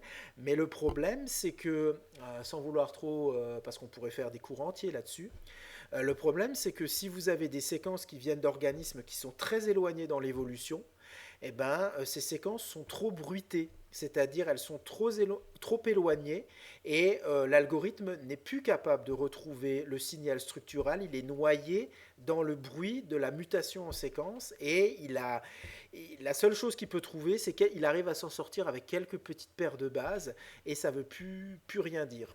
Et en fait, j'ai tendance à dire pour ça qu'on s'en sortira de mieux en mieux dans l'avenir en accumulant, en séquençant des génomes d'organismes, de plus en plus d'organismes intermédiaires entre les organismes modèles. Aujourd'hui, notre problème, c'est que quand on a un nouveau génome et qu'on veut trouver les orthologues de famille d'ARN, eh bien, je ne sais pas, on est par exemple parfois obligé d'utiliser les séquences et les alignements d'orthologues qui proviennent de souris, qui proviennent de...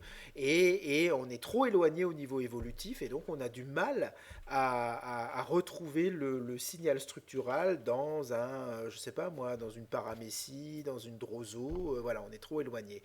Et on a beaucoup d'organismes modèles qui sont très éloignés. Et j'essaierai de vous montrer, alors peut-être que je l'ai fait là, ah oui, bah je l'ai, voilà, c'est bien, comme quoi je suis cohérent avec moi-même. Donc je vais vous montrer ça. En fait, c'est assez flagrant, vous allez voir. Dans la drosophile, à partir du moment où on a réussi à avoir, il y a eu une étape très importante dans le monde de la drosophile, c'est quand on a commencé à avoir, je crois que c'était 12, 1, 2, 3, 4, 5, 6, 7, 8, 9, 10, 11, 12, ouais c'est ça. On a commencé à avoir 12 souches, 12 espèces de drosophiles qu'on a séquencées. Et pour certaines régions du génome, ces espèces de drosophiles il y avait des mutations qui se sont accumulées, et ces mutations n'étaient pas trop importantes pour noyer le signal structural, mais suffisamment importantes pour qu'on puisse voir dans quelle mesure l'évolution pouvait faire des mutations, mais avec la contrainte de conserver des paires de bases. Donc parce que l'évolution ne peut pas complètement casser la molécule, l'ARN, qui est produit par ce gène. Donc elle fait évoluer, il y a des mutations qui s'accumulent, mais qui respectent la volonté de garder une certaine structure. Et c'est l'alignement qui nous permet de révéler ça. Et c'est à partir du moment, dans cet article, c'est à partir du moment où ils ont atteint ce milestone de 12 drosophiles, qu'ils ont pu, vous voyez, à côté, ils ont pu déduire de cette zone 7 ARN non codants qui étaient passés inaperçus jusqu'à présent parce que on n'avait pas encore assez d'organismes proches dans l'évolution, mais qui ont accumulé suffisamment de mutations pour avoir un signal. Hein. Si tout avait été conservé, vous imaginez bien que quand les conservations c'est bien, mais quand tout est conservé, il n'y a pas de signal. Enfin, comment dirais-je ça? Il faut que ça varie pour qu'on comprenne ce que la nature essaye de garder. Elle varie tout en restant dans une certaine limite. C'est pas évident hein, forcément à faire passer comme ça, mais essayez de réfléchir là-dessus. J'y reviendrai dans d'autres contextes. Mais voilà. Quoi. Ok. Donc, l'approche structurale, l'approche par alignement, par étude comparative, l'idée c'est ce que je vous ai dit, hein, si on dispose d'autres séquences qui jouent le même rôle biologique, le but est de trouver là où les structures secondaires le plus en accord avec l'ensemble de ces séquences. Il faut trouver là où les structures que sont capables d'adopter à 90%, parce qu'il peut évidemment y avoir des zones pour un ARN non codant qui ont été perdus, des repliements locaux qui ont été perdus chez la droso, mais que la souris peut avoir. Évidemment, tout ne doit pas être identique à 100%, mais il faut quand même qu'il y ait un cœur structural commun, parce que tout ne peut pas être différent. Je veux dire, dans un tRNA, vous avez des variantes, mais le cœur du tRNA est le même, et c'est obligé. Parce que au final, si un tRNA accumule, pensez à la boucle variable, il y a certains tRNA qui ont un bourgeon énorme, ils ont accumulé une boucle variable, et ben il faut quand même que ce soit porté par une structure de tRNA classique qui va très bien s'adapter à la rencontre avec une aminoacide tRNA synthétase ou à la rencontre avec un ribosome. Sinon, ça ne peut plus jouer son rôle de tRNA. Donc c'est vraiment ça l'idée, c'est qu'il y a forcément un cœur structural commun. Et ça, c'est quelque chose qui est plus ou moins respecté suivant les classes d'ARN. Il y a des ARN pour lesquels c'est plus difficile de comprendre quel est ce cœur structural. Par exemple, la télomérase, la RNAsP, on a l'impression que c'est tout foufou. On change de catégorie d'organisme, on a l'impression que c'est... On ne retrouve plus la télomérase parce qu'elle aurait tellement elle a tellement évolué de manière différente qu'on ne la retrouve plus, on ne comprend pas. Et il y a des molécules, des familles d'ARN non codants qu'on trouve sans aucune difficulté parce que le cœur commun est très conservé. Je pense par exemple au ribosome. Les ribosomes, on n'a pas beaucoup de soucis à les trouver. Les ARNT, voilà, on a des SNO, des choses comme ça. Et puis parfois, vous en avez certains qui on a un petit peu du mal, on ne comprend pas. Et, euh, et vous verrez, par exemple, je vous parlerai à un moment donné d'un sujet qui m'a touché plus particulièrement, qui m'avait assez fasciné, c'était la RNAsP. Par exemple, l'ARN de la RNAsP, j'en reparlerai quand je vous parlerai, après ce cours-là, je vous parlerai de certaines familles d'ARN. La RNAsP, c'est quelque chose, c'est un ARN ubiquitaire, hein, on est obligé d'avoir de la RNAsP partout. Jusqu'à preuve du contraire, on ne peut pas faire sans RNAsP. Mais l'ARN est très variable. Il y a même des organismes qui n'ont plus d'ARN. C'est ce qu'on appelle des PRORP. C'est des RNAsP pure protéines. On y reviendra. Mais ce qui est très fascinant, c'est que vous avez par exemple l'ARN de la RNAsP chez Saccharomyces cerevisiae. Eh ben, on le retrouvait plus du tout chez une levure très très proche qui s'appelait Candida glabrata, qui s'appelle toujours Candida glabrata, et qui est une souche pathogène. Et c'était impossible dans le génome de retrouver l'ARN de la RNAsP. On ne comprenait pas pourquoi. Et en fait, c'est tout simplement parce que l'ARN de cette RNAsP, j'y reviendrai, avait augmenté de taille de 200%. Elle avait accumulé un énorme morceau. Et cet énorme morceau plantait les algorithmes. Les algorithmes ne voyaient pas parce que le cœur était interrompu par cet énorme morceau. Voilà, donc on a finalement retrouvé ce cœur, mais il fallait tenir compte de cette possibilité d'un domaine additionnel. Et aujourd'hui, on ne sait toujours pas à quoi sert ce domaine additionnel. Voilà. Mais on comprend que l'ARN est tellement souple et flexible qu'il peut accumuler ce genre de choses. On en reparlera, c'est un petit teasing. Alors évidemment, vous avez plein d'algorithmes aussi qui illustrent cette approche comparative. Le but, c'est pas du tout pour moi je serai pas du tout exhaustif, je serai même super barbant à vous faire un catalogue. Ça sert à rien du tout. Il y en a tout le temps qui sortent d'autres.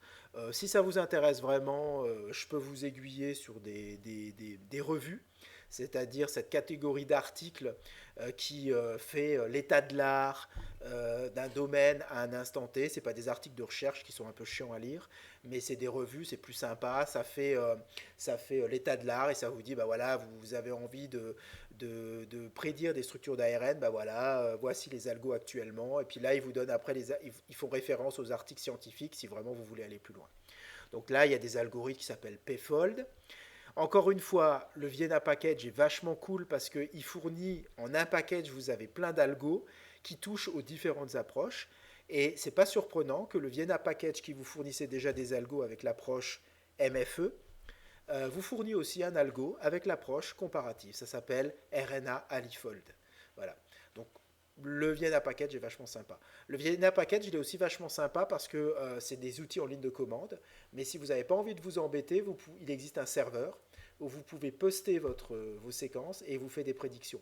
Alors évidemment, pour éviter de surcharger le serveur, c'est limité un petit peu en taille. Vous n'avez pas la réponse tout de suite. Si c'est un gros ARN, il faut revenir un peu plus tard avec un identifiant. Mais bon, voilà, vous pouvez faire tout via le web. Et vous avez aussi TurboFol. Bon, on pourra en citer tout plein. Alors évidemment, malheureusement, j'en ai déjà cité, hein, mais rien n'est parfait en biologie. Euh, Cette approche algorithmique a aussi des inconvénients. Et c'est parce que toutes les approches algorithmiques ont des inconvénients que le biologiste, en fait, généralement, ce qu'il fait, c'est qu'il recoupe plusieurs algorithmes. Et en même temps, il recoupe ça à ses données expérimentales. Et il fait la synthèse de tout ça et il essaye d'imaginer, il essaye de trouver ce qu'il a dans ce tube et qu'il ne peut pas voir de ses yeux. Donc il essaye de le déduire de par des approches bioinformatiques et expérimentales en combinant tout ça. Alors les inconvénients, c'est quoi? Ben, c'est ce que je vous ai dit, hein, mais là je vous le dis d'une autre manière, c'est que ça produit peu, voire aucune prédiction si les séquences sont trop divergentes. Tout simplement parce que le masque structural est perdu, parce qu'il y a une accumulation trop importante de mutations dans la séquence si les organismes sont trop divergents. Et des gens qui se sont amusés à ça ont défini ce qu'on appelle la Twilight Zone. La Twilight Zone, c'est la zone en dessous de 60% d'identité en séquence. Le signal structural est très difficile à trouver pour les algorithmes. Voilà. Donc, la manière de contrebalancer ça, alors je ne suis pas plus calé que quelqu'un d'autre, je ne détiens pas la solution absolue, mais je pense qu'une des manières d'y arriver, on y arrivera tôt ou tard, à moins que quelqu'un ponde un algorithme tellement intelligent qu'il peut contourner cette problématique. Mais une manière de contourner ça, bah, la recherche, ça avance doucement, c'est pas pour rien, c'est parce qu'il faut attendre d'avoir de plus en plus de données. Et là, le jour où, avec l'explosion des technologies de séquençage, on pourra bientôt séquencer en 5 minutes sur une clé USB un organisme, on aura de plus en plus de séquences, on aura une granularité beaucoup plus fine de toutes les séquences, de toutes les espèces séquencées. On pourra faire des comparaisons entre des séquences qui ont des sauts évolutifs beaucoup plus courts. Et donc à ce moment-là, on repassera plus facilement au-dessus de ces 60% d'identité et on pourra beaucoup mieux comprendre en faisant de proche en proche. En fait, on suivra l'évolution de ces structures d'ARN en suivant en lisant les génomes de proche en proche le long de l'arbre phylogénétique et on arrivera à reconstruire tout doucement l'évolution, mais c'est sûr que ça prendra du temps. Voilà, et c'est ce que je vous ai dit là-dedans. Donc une solution possible, aligner au fur et à mesure des ARN orthologues d'espèces proches, d'où l'importance de la phylogénie, déjà, parce que la phylogénie, c'est pas quelque chose de simple. Il y a une classification des espèces n'est pas forcément juste. Il y a des algorithmes derrière aussi, donc c'est pas non plus quelque chose qu'il faut prendre comme argent comptant. Il y a des gens qui repensent la phylogénie et tout d'un coup on se rend compte que les régions des génomes dont on se servait pour construire les arbres phylogénétiques ne sont peut-être pas les régions les plus adaptées pour avoir le vrai classement des espèces sur la base de l'évolution. Et le problème, c'est de n'avoir voilà, et de n'avoir essentiellement que des génomes séquencés d'espèces modèles. Ben, ça, c'était parce que dans le temps, les moyens étaient plus limités que maintenant. Donc il fallait rester sur des modèles, il fallait que tout le monde travaille un petit peu sur les mêmes espèces. On ne finançait que sur certaines espèces. Maintenant, encore une fois, bientôt, on pourra au moins séquencer des génomes avec une clé USB pour presque rien, et donc ça devrait compenser cette problématique. Voilà. Ok, l'autre inconvénient, c'est que le temps de calcul augmente rapidement avec le nombre et la taille des séquences alignées. Voilà. Donc, si vous voulez aligner des séquences de plus de 200 nucléotides, et si vous voulez mettre plusieurs séquences, enfin un nombre important d'espèces, même proches, vous pouvez vous retrouver rapidement avec un algorithme qui va mouliner pendant très longtemps et qui peut même planter et ne pas vous donner de solution dans un temps décent. Donc ça, c'est le gros problème. C'est beaucoup plus gourmand en calcul que l'approche précédente. Voilà. Et l'autre souci, c'est que ça ne tient pas compte des paires de bases, ça ne tient compte que des paires de bases canoniques. Parce que si en plus il fallait qu'on lui donne... Alors déjà on a un problème, c'est qu'on ne connaît pas forcément les règles évolutives, quelle famille de paires, hein, dans la classification Leontis-Vestov, je vous avais montré les matrices d'isostérie, donc on sait à l'intérieur d'une famille géométrique qui pourrait se substituer à qui, mais si on donne ça à ce genre d'algo, déjà en tenant compte que des AU, GC et GU, ça prend beaucoup de temps. Si en plus on leur dit ah bah oui mais attends il y a encore toutes ces paires de bases dont tu dois tenir compte, du coup l'algorithme il en finit plus de calculer. Et en plus on a un autre souci, c'est qu'on ne connaît pas les covariations possibles entre familles géométriques, c'est-à-dire entre une 6 Uxtin Sugar Edge, par quel type de Sugar Edge peut-elle être substituée sans qu'il y ait une perturbation locale, hein. Et pour ça je vous fais un petit rappel et j'aime bien vous montrer des choses, le même message mais avec une illustration un peu différente. J'ai quelques séries d'illustrations sous le coude. Là je vous le remonte sous une autre forme. Donc vous avez ici l'extrémité d'une tige boucle. Donc vous avez l'hélice ici avec la boucle apicale. Et ce que vous avez là, AG, on a une structure d'ARN dont on sait que la A donne sa face Uxtin avec la sucre. Ça correspond à cette matrice-là. Donc c'est la A avec la G. Donc la A avec la G se trouve dans la sous-famille d'isostérie bleue. Et la personne a décidé d'aligner comme ça. Elle veut savoir si elle a conservé la structure localement. Et ce que fait, moi je vous avais montré une version moderne de mon logiciel, c'est-à-dire il mettait des petits rectangles de couleurs, mais initialement ce que j'avais fait, c'était cette version-là, où je voulais retrouver un peu ce qu'on retrouve dans d'autres logiciels d'alignement genre Clostal. Quand c'est conservé, vous avez un point. Donc quand vous avez un point, ça veut dire que vous avez conservé localement la structure. Et lorsque vous avez la lettre qui reste, ça veut dire que vous ne l'avez pas conservée, et donc c'est à vous de raisonner et de vous dire, bah, est-ce que j'ai le bon alignement, est-ce que je peux améliorer ça, ou si c'est la seule possibilité, bah, ça veut dire que l'organisme numéro 3 ici, il a évolué d'une certaine manière, différemment pour sa structure. Vous voyez que C apparaît avec U suivant ce mode-là, C avec U, on est toujours dans la sous-famille d'isostérie bleue. Par contre, U avec C, on tombe dans cette sous-famille d'isostérie-là. Donc, c'est pas isostérique. Voilà. Ok, donc juste pour vous situer, on a vu maintenant, donc on a vu les formats de fichiers pour la structure secondaire, et on a vu des algorithmes qui produisent des structures secondaires basées sur les approches de repliement avec minimisation de l'énergie libre, approche MFE, et les approches comparatives. Puisqu'il y a des approches comparatives, et puisque dans ces approches comparatives, c'est le fait de dire, bah, vous voyez, ces approches, elles m'ont généré 7 alignements, et cet alignement m'a permis de déduire 7 structures secondaires consensuelles. Ça veut dire qu'à un moment donné, il fallait fournir aussi des formats de fichiers qui étaient capables de stocker l'alignement en séquence et la structure secondaire qui a été déduite par cet algorithme.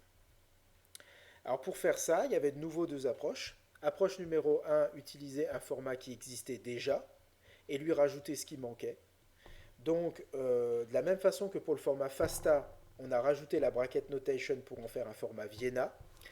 Là, le format Clostal W, qui s'arrêterait normalement juste à cette partie-là, c'est-à-dire vous avez les séquences avec les gaps et les alignements, eh ben, on lui a rajouté, il y a certains outils qui vous sauvegardent le résultat de la prédiction de structures secondaires consensuelles en utilisant l'approche comparative. Ils produisent un format Clostal W pour les séquences et ils rajoutent juste une petite ligne 2D avec la bracket notation. On ne lui a pas donné de nom particulier à ce format, on ne l'a pas donné un nouveau nom, ça reste du format Clostal W auquel on rajoute la 2D. Alors par contre, c'était pas toujours suffisant parce qu'il peut y avoir des pseudo-nœuds, parce que bon, donc il y a plein donc ça c'est très bien en première instance si vous voulez juste rapidement stocker une bracket notée, une structure secondaire avec l'alignement. Mais si vous avez plein d'infos à stocker propres à l'ARN, ben, il y a des gens qui ont inventé ce qu'on appelle le format Stockholm. Donc le format Stockholm, c'est un format qui a été inventé par des gens qui ont créé une base de données qu'on appelle la base RFAM. Je vais y revenir. Hein. Ils avaient besoin d'un format vraiment adapté et ils ont appelé ça le format Stockholm. Donc le format Stockholm stocke énormément d'informations, aussi bien textuelles que des informations de séquence, l'alignement, avec ici la séquence SSCons, ça veut dire secondary structure, consensual secondary structure. Voilà. Donc j'y reviens tout de suite en fait. Attendez, je vais juste regarder. Ouais, c'est ça, j'y arrive. Voilà. Ça va?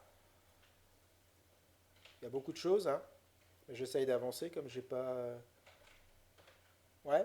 Vous êtes toujours avec moi ou je suis tout seul? Tout le monde s'est barré au bar. Ouais, ça va. J'aurais dû faire mon cours après 18h30 pour le couvre-feu. Ah bah non, il n'y a pas de couvre-feu chez nous, si je... Ouais, ok, ça marche. Ok, super, donc je continue. Alors, ouais, ok, toujours là. Alors, l'approche comparative, elle a un autre avantage. Alors là, on va voir, je vais essayer de vous faire passer ce truc-là. C'est que elle permet de trouver de nouvelles séquences dans des génomes qui viennent d'être annotés. C'est-à-dire qu'on a par exemple l'alignement de la RNAsP, du composant ARN de la RNAsP.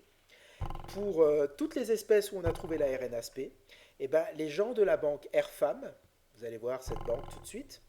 Ils vous ont créé un alignement curated, c'est-à-dire un alignement super fiable, super corrigé, de toutes les séquences de RNA-SP bien alignées qui respectent le cœur structural d'une RNA-SP et qui tiennent également compte de toutes les variantes des petits modules en plus et en moins qu'on peut observer dans les différents organismes. Et en faisant ça, vous pouvez déduire de ça ce qu'on appelle un profil statistique. C'est-à-dire, c'est une approche mathématique, algorithmique, que je ne vous demande pas du tout de retenir. Hein. Je ne suis pas non plus un spécialiste de ça, même si je sais comment ça marche. Mais c'est un profil statistique que vous donnez à un algorithme et qui va permettre de scanner. Donc, il va scanner les nouveaux génomes, et pour chaque, avec une fenêtre, et pour chaque endroit du génome où il se pose, il va donner un score en disant là, potentiellement, il pourrait y avoir un nouveau membre de cette famille cette info est enregistrée dans la base de données. Alors, je vais vous montrer comment ça se passe un peu plus précisément. Donc, c'est ce qu'on appelle la recherche dans les génomes par homologie. Il y a deux manières de chercher des ARN non codants, des nouveaux ARN dans les génomes. Vous pouvez annoter de novo, c'est-à-dire sans a priori.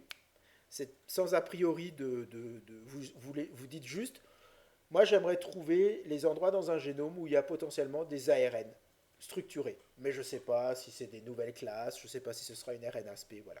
Ou alors vous annotez par homologie, c'est-à-dire vous dites, bah voilà, moi j'ai l'alignement du composant ARN de la RNA-SP, je voudrais trouver dans ce génome la RNA-SP de cet organisme, là ou s'il y en a plusieurs. Donc l'approche que je vous montre là, c'est une approche par homologie. Alors comment ça marche? Donc voici la base de données qui s'appelle RFAM. RFAM, c'est pour RNA Families. En fait, c'est une approche qui a été adaptée de la banque PFAM, que vous connaissez peut-être. C'est une approche qui avait déjà été utilisée pour les protéines. PFAM, c'est Protein Families. Et c'est exactement pareil. C'est-à-dire que pour chaque famille de molécules qui a une certaine fonction biologique, il y a un alignement qu'on appelle curated, qui en général est publié dans la littérature, qui sert de graine, c'est-à-dire c'est un alignement corrigé par les experts. Il n'est pas fait automatiquement par un algorithme, il est vraiment contrôlé par des spécialistes du domaine. Et cet alignement va permettre, via une approche algorithmique, d'en déduire un profil statistique qui après va permettre de scanner des génomes pour chercher de nouveaux membres de cette famille, avec un score de confiance. Donc voici comment ça se passe. Donc, la notation par homologie, ça utilise un couple RFAM, c'est la base de données, c'est ce qui fournit les données, et infernal, c'est le nom de l'algorithme qui va scanner un génome dans le but de trouver de nouveaux candidats qu'il va enregistrer dans la banque. Alors, des familles, il y en a actuellement, je crois, il y en a plus de 2000, on est à 2500 familles.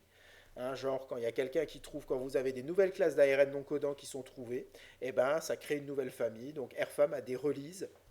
Par exemple, sur la capture d'écran que j'ai fait ici, on était en janvier 2019. Ah bah non, on est à 3000 même. Janvier de l'année dernière, on était à 3016 familles et c'était la version 14.1 de RFAM. Donc, régulièrement, quand RFAM prévu de faire une release, vous avez les algorithmes qui tournent comme des fous, qui annotent tous les derniers génomes qui sont disponibles et ils vous font la nouvelle release, voilà, qui est curée. Donc pour chacune des familles, vous avez deux types d'alignement. Vous avez l'alignement graine, qui est donc l'alignement corrigé, validé par les experts, et vous avez l'alignement full, qui correspond en fait à l'alignement seed auquel l'algorithme infernal a rajouté automatiquement tous les nouveaux candidats qu'il pense avoir trouvé comme étant membres de cette famille. Donc autant l'alignement seed est un alignement en lequel vous pouvez avoir confiance, autant l'alignement full est un alignement qu'il faut prendre avec précaution parce qu'il y a peut-être des faux positifs dedans. Mais en tout cas, c'est une information très importante parce que si vous êtes intéressé par un certain organisme et que vous voulez savoir si dans le génome de votre organisme on a trouvé tel ou tel ARN, eh bien, il faut regarder dans l'alignement full pour voir si dans la dernière release de RFAM, Infernal pense avoir trouvé quelque chose. Parce qu'il n'y a que RFAM qui possède l'infrastructure et la puissance de calcul pour scanner tous les génomes. Voilà. Donc c'est un service fourni par une banque de données publique. Elle est hébergée en Angleterre et c'est une base de données qui est reliée à l'EMBL EBI. Donc en prenant cet alignement seed pour les plus de 3000 familles, Infernal va transformer cet alignement en un profil statistique qui va permettre de scanner un génome et pour chaque quand il va se déplacer le long d'un génome, il va produire pour chaque pas de déplacement. Hein. C'est un peu comme ça que fait Blast aussi. Hein. Donc il se déplace. Et pour chaque fenêtre, il va fournir un score en disant, bah là, il y a une bonne probabilité d'avoir trouvé un nouveau candidat dans ce nouveau génome pour cette famille moléculaire. Donc il va scanner toutes les bases de données, tous les génomes qui existent, et il va produire une liste de candidats.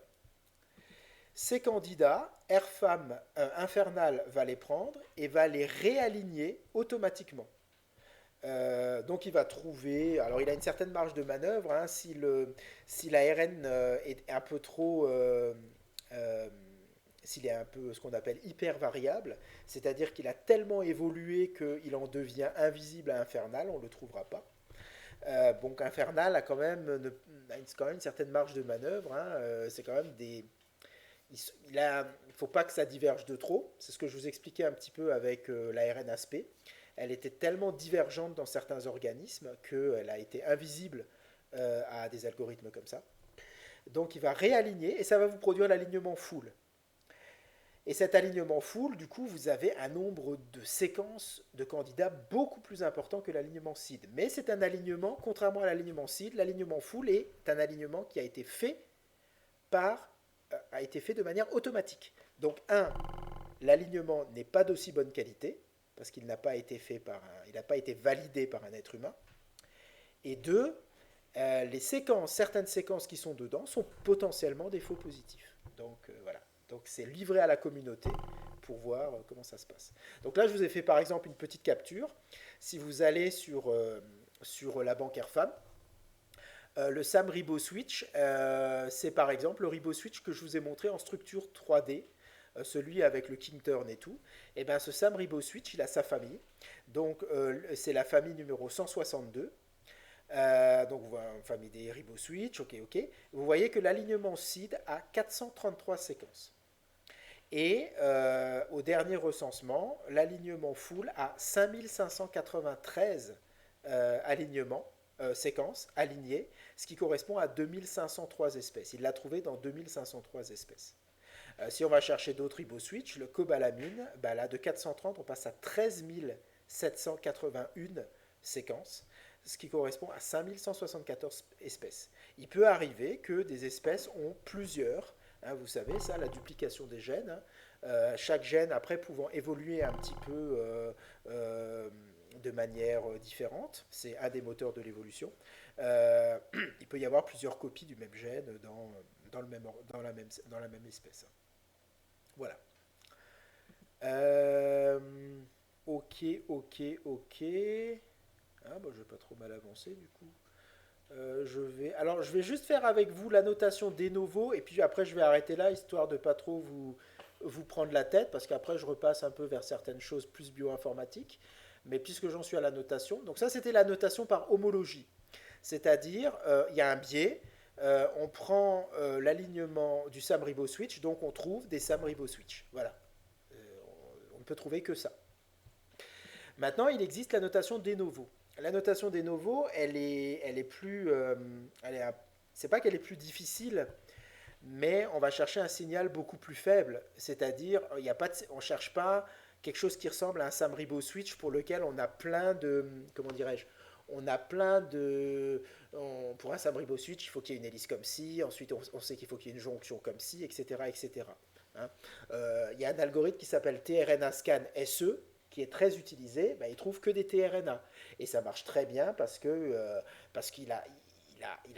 a dans sa mémoire, enfin dans sa logique, il a toutes les variantes possibles de tRNA qu'on a observées. Donc il est capable de vraiment trouver beaucoup de choses. La notation de novo, elle est plus délicate elle est plus riche en faux positifs parce qu'en fait, on ne cherche pas une structure particulière. On cherche tout ce qui potentiellement peut être une structure d'ARN. Donc ça veut dire que vous avez deux tiges boucles, ça pourrait faire une structure d'ARN. Mais si vous faites ça, dans un génome, par exemple, prenez le génome humain, le nombre de localisations génomiques où vous avez un petit morceau qui peut faire une tige boucle ou deux tiges boucles est énorme. Parce que par le hasard, c'est très facile d'avoir de prédire des structures secondaires d'ARN à des régions qui n'ont rien à voir avec, qui ne codent absolument pas pour un ARN. Souvenez-vous, pour vous aider dans cette compréhension, souvenez-vous que je peux générer une séquence aléatoire d'ARN, je lui trouverai une structure secondaire tout à fait plausible. Donc, du coup, ça veut dire que potentiellement, moi, je peux n'importe quelle séquence du génome, à part si c'est une série de A, des stretches de A ou des stretches de G, mais à part les choses un peu trop répétées, c'est potentiellement possible de replier en 2D n'importe quelle région du génome. Donc, du coup, c'est quoi votre critère pour dire c'est bon, c'est pas bon? Alors, donc, il faut recouper plein d'approches. Alors, moi, je voulais juste vous en montrer une que je trouve assez sympa et qui a amené des choses assez élégantes. Et notamment, ça a permis, c'est ça qui m'a plu dans cette approche, ça a permis de trouver dans certaines bactéries, des bactéries qu'on avait dans les bases de données depuis des années, ça a permis de trouver des ARN non codants, les deuxièmes plus gros ARN non codants codés par ces bactéries après les ARN ribosomiques, et on ne les avait absolument pas vus. Donc c'est bien la preuve qu'il y a de véritables trésors cachés, enfouis dans les bases de données aujourd'hui, et qu'on n'a pas forcément les bonnes approches pour les voir.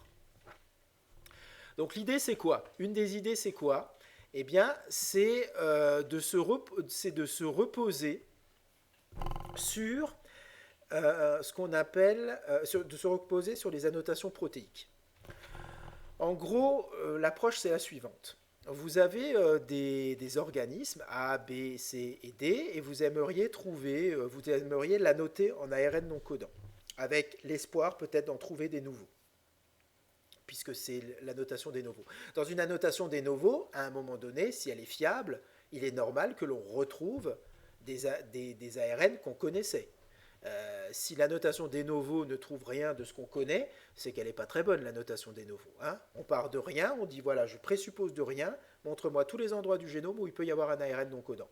Il vaut mieux que si la notation est bonne, l'approche est bonne, il vaut mieux qu'on retrouve les ribosomes, les tRNA, les RNAsP, les SNO, sinon il y a un souci. Bref.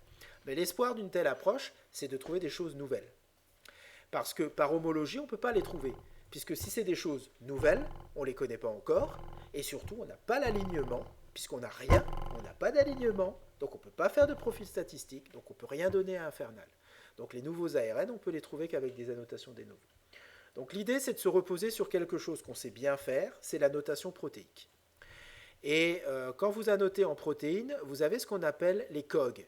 Alors, je ne sais pas si vous savez ce que c'est les COG, mais c'est les Cluster of Orthologous Genes. Ça veut dire que entre les différents organismes, vous allez trouver des protéines qui sont orthologues, c'est-à-dire elles ont varié en séquence, mais elles jouent la même fonction biologique. Et en général, elles peuvent être à des endroits différents du génome, parce que parfois il y a des translocations, mais ce que vous faites, c'est la chose suivante. Vous prenez des protéines qui font partie du même COG, donc là il y a un COG 1 et un COG 2, et vous allez vous intéresser aux régions non codantes, c'est-à-dire aux régions non annotées protéiques, celles où il n'y a pas de protéines dedans, mais peut-être qu'il y a des séquences ARN. Et vous allez donc étendre, vous allez aller à l'extrémité 5' ou 3' de l'ORF. Donc là, j'ai, par exemple, supposons, là je vais en 5'. Vous prenez ça. Alors, c'est quoi l'idée de faire ça? L'idée derrière ça, c'est quoi? L'idée, c'est que si nos organismes sont très éloignés et qu'on essaye d'aligner tout contre tout, on va noyer notre signal structural. L'idée, c'est d'essayer de ne pas trop noyer notre signal structural en essayant d'aligner de novo des régions qui ont quand même un certain lien entre elles. Le lien, c'est que ce sont des régions nucléotidiques qui sont collées à des protéines qui sont orthologues, c'est-à-dire qui codent pour la même fonction biologique. Donc on peut supposer que si dans cette région grise-là, il y a un ARN non codant, non encore trouvé, qui est caché, ben, on peut s'attendre à ce que potentiellement, dans la même région d'un autre organisme, la même région, on a quelque part aussi cet ARN qui a peut-être un petit peu évolué, mais qui aura un cœur structural commun. Et la même chose là, et la même chose là. Donc c'est ça l'idée, c'est d'essayer de trouver un- une séquence ARN qui aurait été conservée au sein d'une région géographiquement, qui a géographiquement, enfin génomiquement, une certaine similitude, en utilisant comme référentiel la séquence protéique, qui est une chose qu'on sait bien faire aujourd'hui. Donc voilà, d'accord. Donc c'est ça l'idée. Voilà, et du coup à ce moment-là, l'idée c'est donc de trouver ces séquences ARN non codants. Alors, ce sont des choses qui ont été faites dans ces articles que je vous mets sous les yeux là, et c'est notamment dans une équipe qui fait à Yale, je crois, ouais, je crois que c'est ça, de Ronald Breaker et de Sascha Weinberg, qui sont des gens qui ont trouvé des choses très intéressantes. Et en fait, ce qu'ils ont trouvé, c'est que alors qu'on pensait que les très grands ARN inconnus, et on avait plus de chances de les trouver dans les eucaryotes supérieurs, bah eux, ils ont validé leur approche en utilisant des génomes pour lesquels on avait un très grand nombre d'espèces. Et donc, ils se sont intéressés aux bactéries, et plus particulièrement à des espèces extrémophiles. Et ils ont eu la très bonne surprise de se rendre compte qu'ils ont trouvé un ARN qui a cette taille-là, très grand, à peu près 610 nucléotides. Et vous voyez, cet ARN, là vous avez euh, donc là, vous avez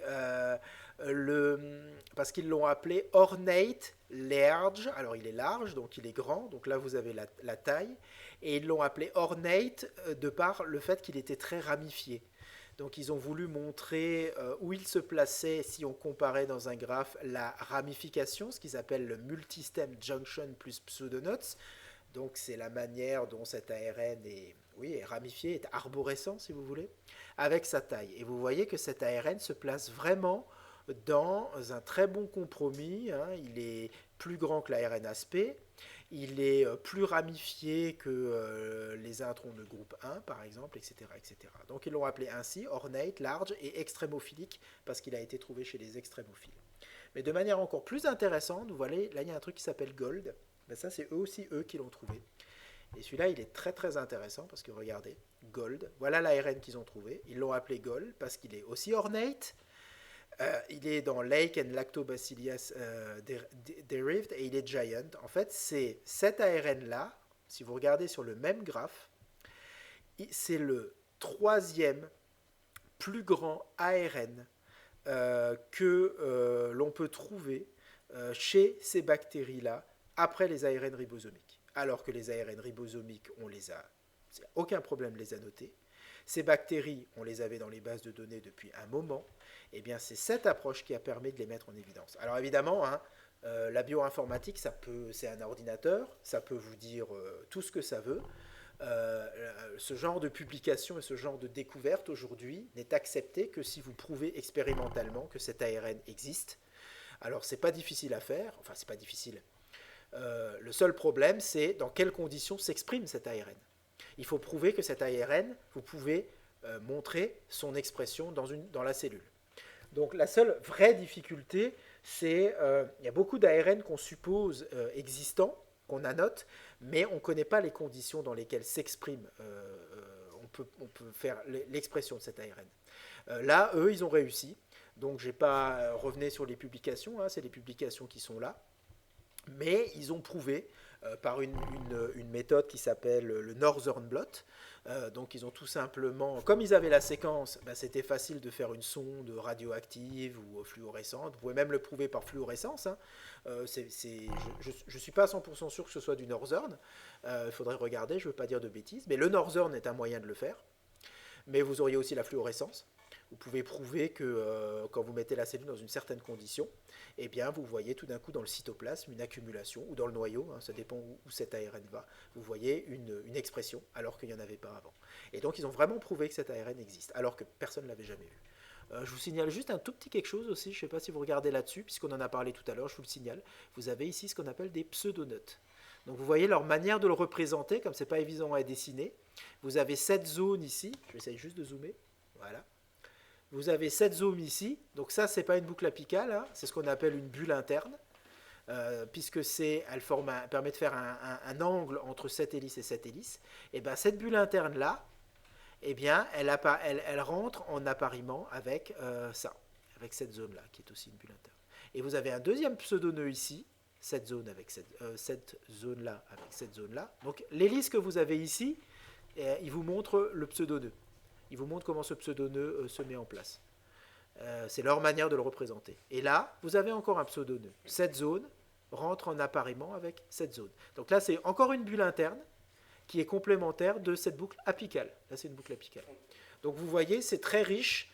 Vous avez encore un pseudonœud ici, un tout petit. Vous avez encore un pseudonœud ici. Donc vous voyez, c'est des choses qui sont très branchées, très imbriquées, d'où le nom de ornate.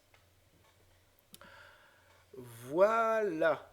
Alors, je ne vais pas aller plus loin, parce que là, j'ai un tout petit chouïa avec les structures tridimensionnelles. Je voudrais vous montrer, alors ça va rappeler des choses aux gens qui étaient en EADB, mais je pense que tant mieux pour vous si vous vous sentez à l'aise avec ça, ce sera des questions plus faciles à répondre pour l'examen, pour les CC à un moment donné, mais c'est tout à fait le cours encore adapté pour vous mettre un rappel sur je rappellerai grep, SED et Hawk, mais vraiment très rapidement parce que ça fait partie des approches bioinformatiques. Voilà, donc moi j'arrêterai là. Donc, est-ce que ça va? Il n'y a pas de questions? Ça s'est bien passé?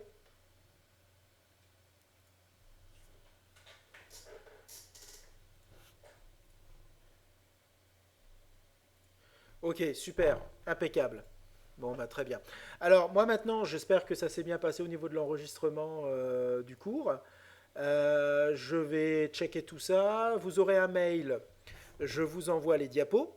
Non, attendez. Pour les diapos, ce que je vais juste... pour l'examen, il faudra réviser. Ouais, pour l'examen, il y aura cette partie, effectivement, Céline. Pour l'examen, il y aura cette partie, hein, forcément. Je vous interrogerai surtout. Je vous interrogerai surtout jusqu'au moment du CC. Tout ce qu'on aura fait jusqu'au CC. Hein. Alors pour le CC, ce sera un CC en distanciel que je vais faire, je pense. Hein. Parce que ça me permettra du coup de libérer un créneau de cours pour avancer un peu le cours, parce que là, à cause de l'empiètement des autres cours, je suis un peu en retard. Donc je vous le ferai en distanciel. Donc vous aurez toutes les infos, vous inquiétez pas. Donc je vous donnerai la date. Et ça se passera via Moodle. D'accord? Donc ce sera un QCM et tout, et vous aurez, comme l'année dernière en EADB, vous aurez la note tout de suite. Et il faudra tout réviser, de toute façon je vous le rappellerai, il faudra tout réviser, ce qu'on a vu, jusqu'au moment du CC. Voilà. Mais le CC n'aura pas lieu le 2 novembre. Donc la semaine de rentrée, il n'y aura pas le CC, ça c'est sûr, puisqu'il y a les chimie bio qui ont des TP, et je ne dois pas surcharger cette semaine.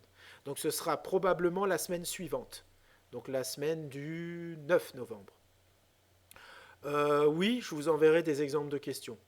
Une mini-séance de révision finalement.